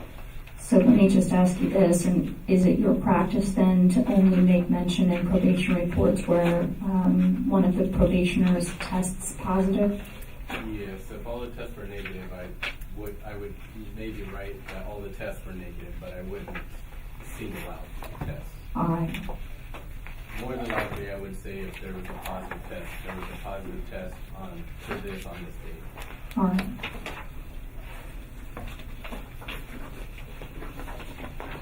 No further questions. All Thank right. you. Ms. McMillan? Hello. First, I want to say that I am very impressed, and I do want to congratulate you for taking the lead on your life before the probationary stuff even came to you. My questions are, I do have a few questions about the DUI conviction. You stated in your statement that you had a drink, and you said today a drink a couple of times, but in the report you told the officers that you had 2 or 3.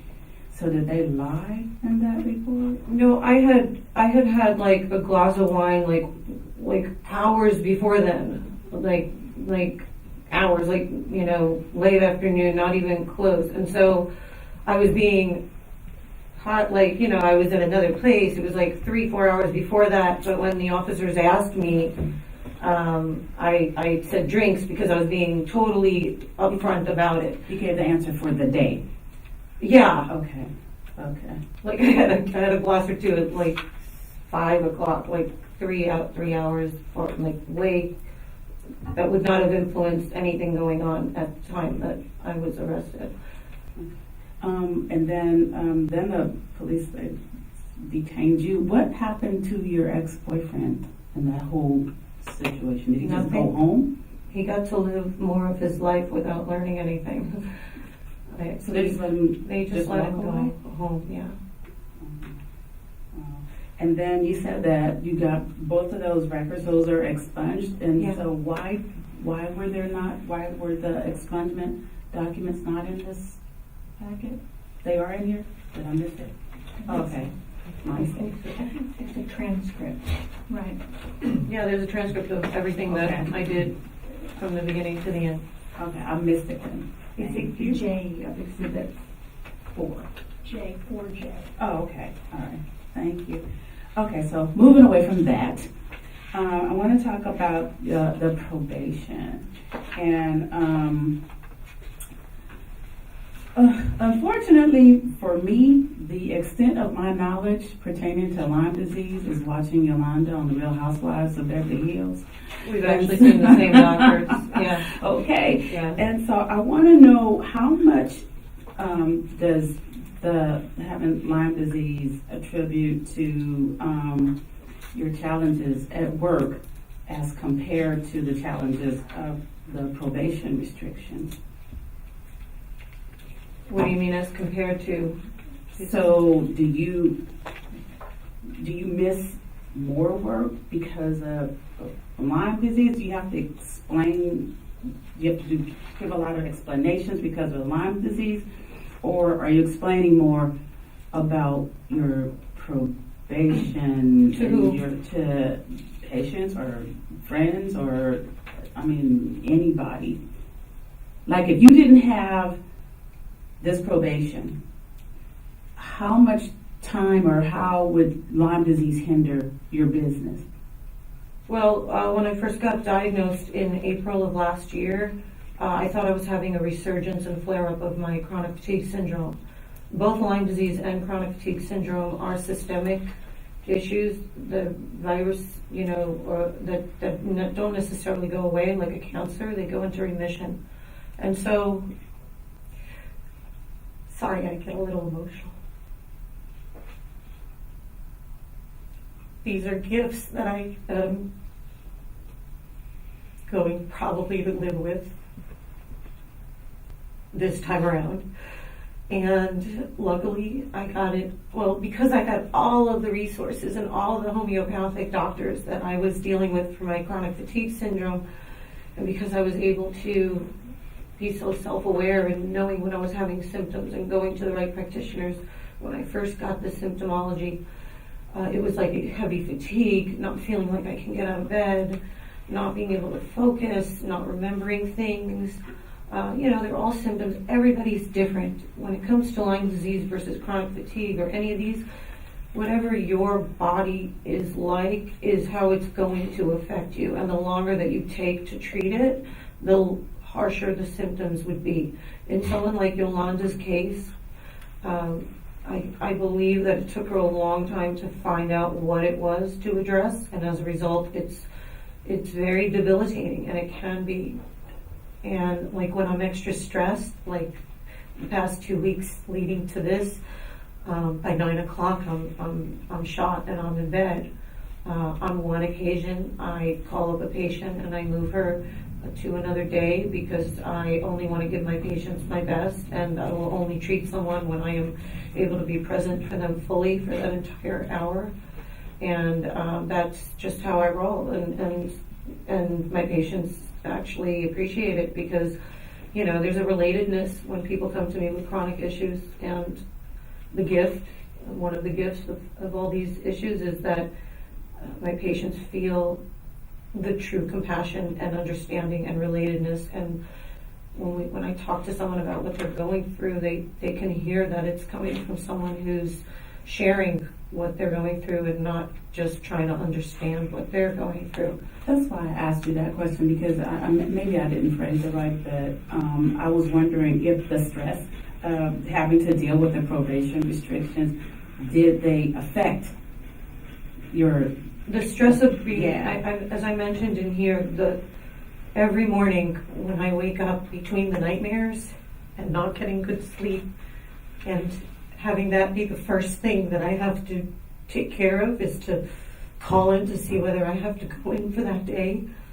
And because of the memory, like sometimes I don't remember, did I call in? And so I do it again. I'll do it 2 or 3 times. Like I do stay on top of everything.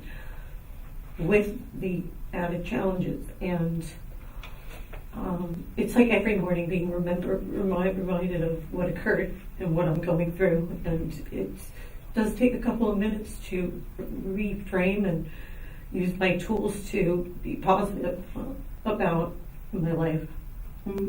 Your dad said in his letter that the only time he's ever really seen you drink was socially or with a meal, and that was in 2014. So when did you completely stop drinking? I completely stopped. I think it was like when I got the letter from you guys. You know, I was never drinking a lot. I wasn't drinking like the night that That's this what he occurred. says, yeah, The in his night that letter. this occurred was the same scenario. I was meeting someone for dinner. I was going to have like a nice thick meal. It was going to be a bunch of hours. I wasn't going to get in the car. You know, that's why, you know, I totally made a poor choice of getting in a car close to when I had a drink. I'm going to say this. I honestly do not believe that you're an addict. I honestly don't believe that you have addictive behavior. What I do understand, I believe, is that you have made poor decisions and that you have made some poor choices. Many. But I do need to feel like that the reason why you're here today is not just because, like TJ said earlier, you have so many things going on in your life that you're here today just because the probation restrictions are a hindrance and they're in the way. It's not that they're just in the way. It's my health is so important to me right now. If you don't have your health, you have nothing. And I just want to get my health back. Thank you. Thank you. I just want my health back. Ms. Eisenstadt, do you need a moment? Would you like 5 seconds.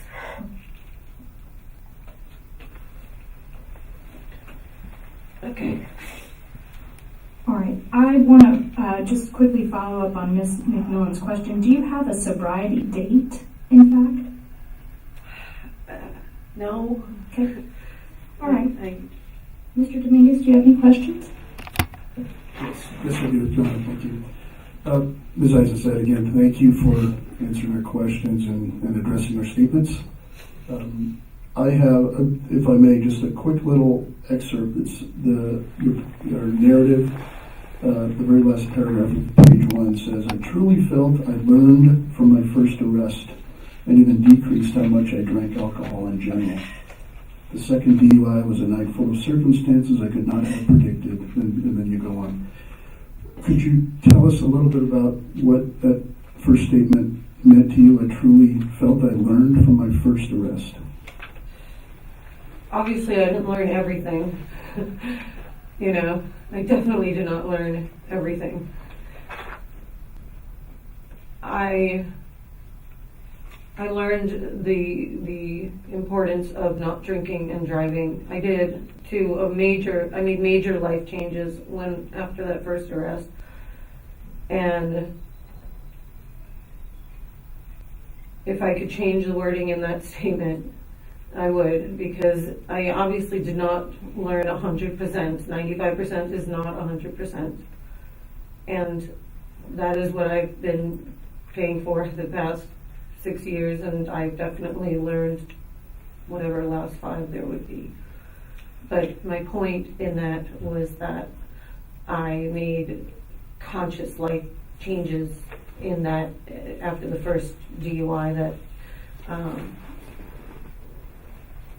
you know, we change in stages throughout our lives, and I did make a huge difference in the amount I drank, how often I drank, under what circumstances I drank, where I drank.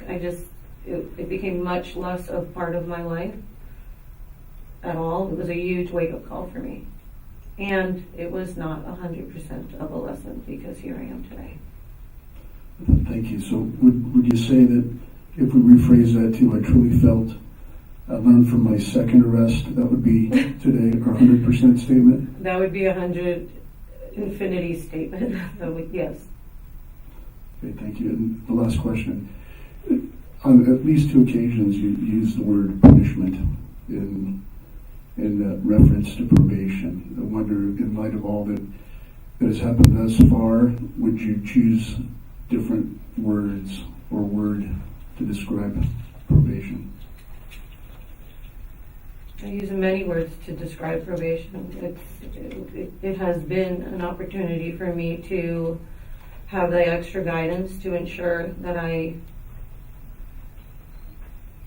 understand what my purpose is as a therapist and what my purpose is as a person. And there are so many gifts that this DUI has given me, and that the probation has given me.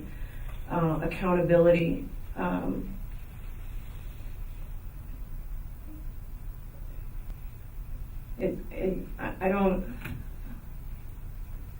Was I using punishment in this or speaking today? Speaking today. Maybe subconsciously I might have a false identity that I feel that I deserve to be punished, that I'm obviously working on, and that's where you and I can talk. But, it does on some level feel like I did something wrong. I'm accepting the consequence, and that consequence is it's not a reward, and the opposite of a reward is a punishment. So in that sense it is, but it's not like I'm a victim of that punishment. I'm still appreciating everything that I'm learning and getting, and the gift of it all. Okay, thank you. Mr. Drummond? Good morning. Thank you for coming and facing this crowd. It's not easy to do. You've mentioned several times this morning that you only get one chance to make a first impression, and that your desire through all of this is to get a clean slate. Legally, that may be accomplished so that when somebody looks at your record, you may have a clean slate. But personally, you don't. We never do. We have to live with things that are presented to us. And you've talked about learning from this on a daily basis. Can you tell me one thing that you've learned through all of this? One thing? Just one thing that you learned about you through all of this. That I am responsible for every single thing that I attract in my life. And I am accountable for every single thing that shows up in my life. And there is nobody else to point a finger at. And if I want to have a life that I'm looking to lead, it is up to me to do it. Thank you. All right, Ms. O'Connell. Carol, I apologize. Do you have any further questions? No. All right. In that case, Ms. Eisenstadt, I'll turn to you one last time. Do you have any final statements you'd like to share with the board?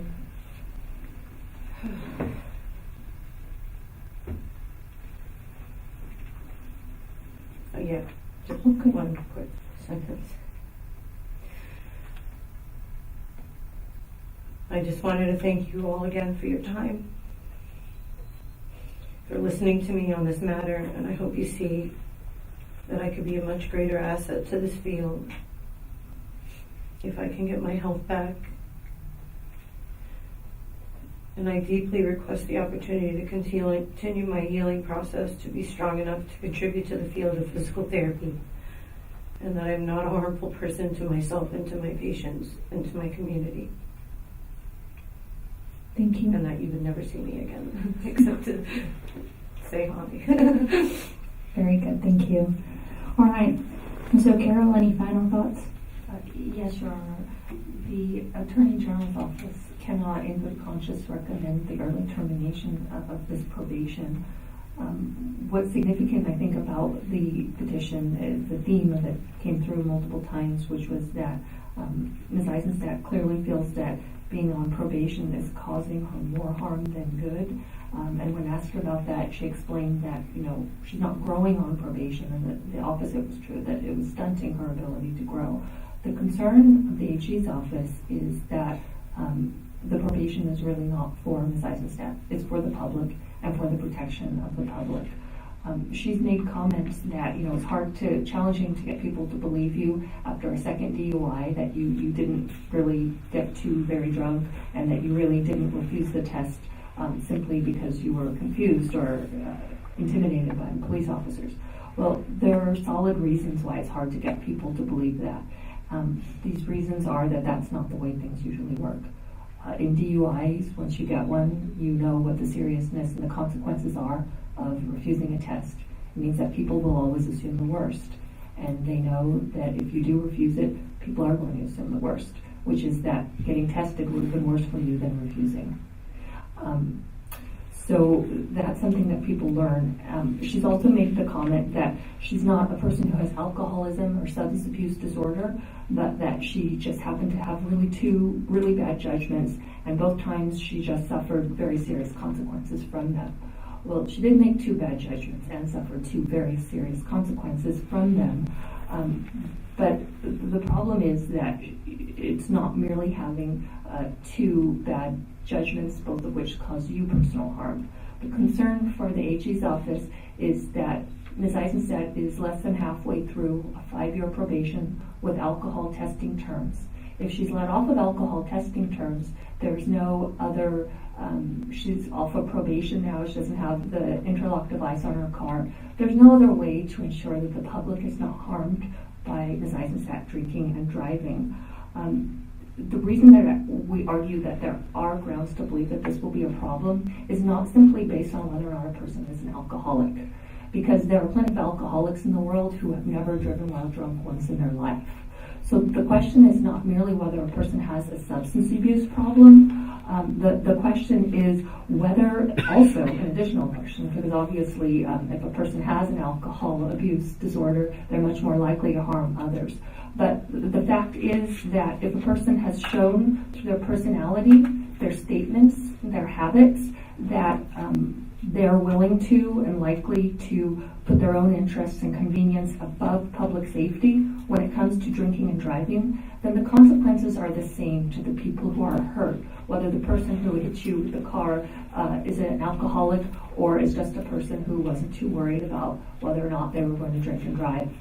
The facts have shown that Ms. Eisenstadt is in an environment where alcohol is around. She has parties, she has friends over. And so even if she's not compelled by some kind of a substance abuse disorder to drink, the facts in her history and the statements she's made today do not show any real appreciation or understanding of just how serious the combination of drinking and driving is.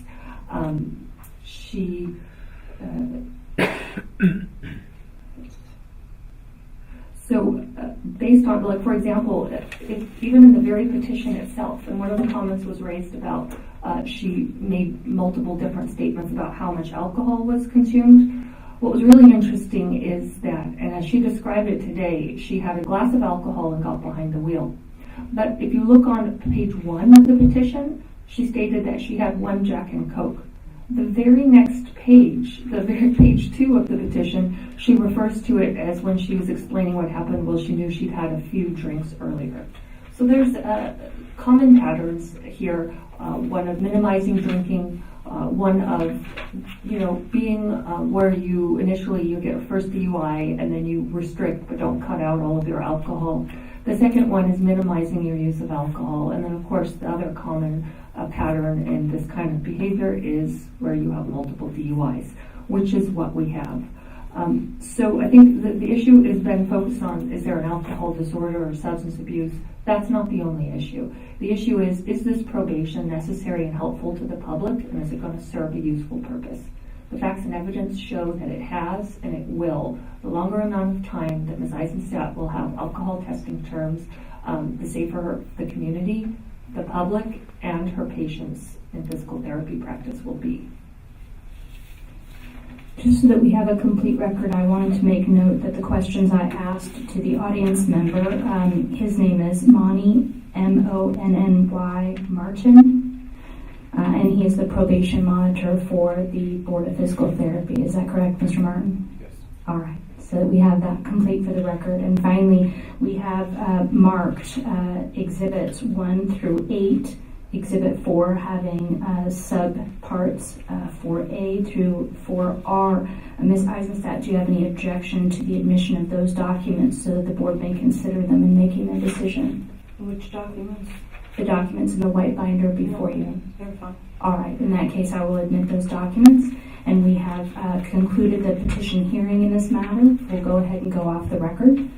At this time, the board is going to take a short recess, and then we will come back for closed session, which means we'll need to clear the room. Okay? Thank you so much. And if you could just wait, Mrs. Eisenstadt, for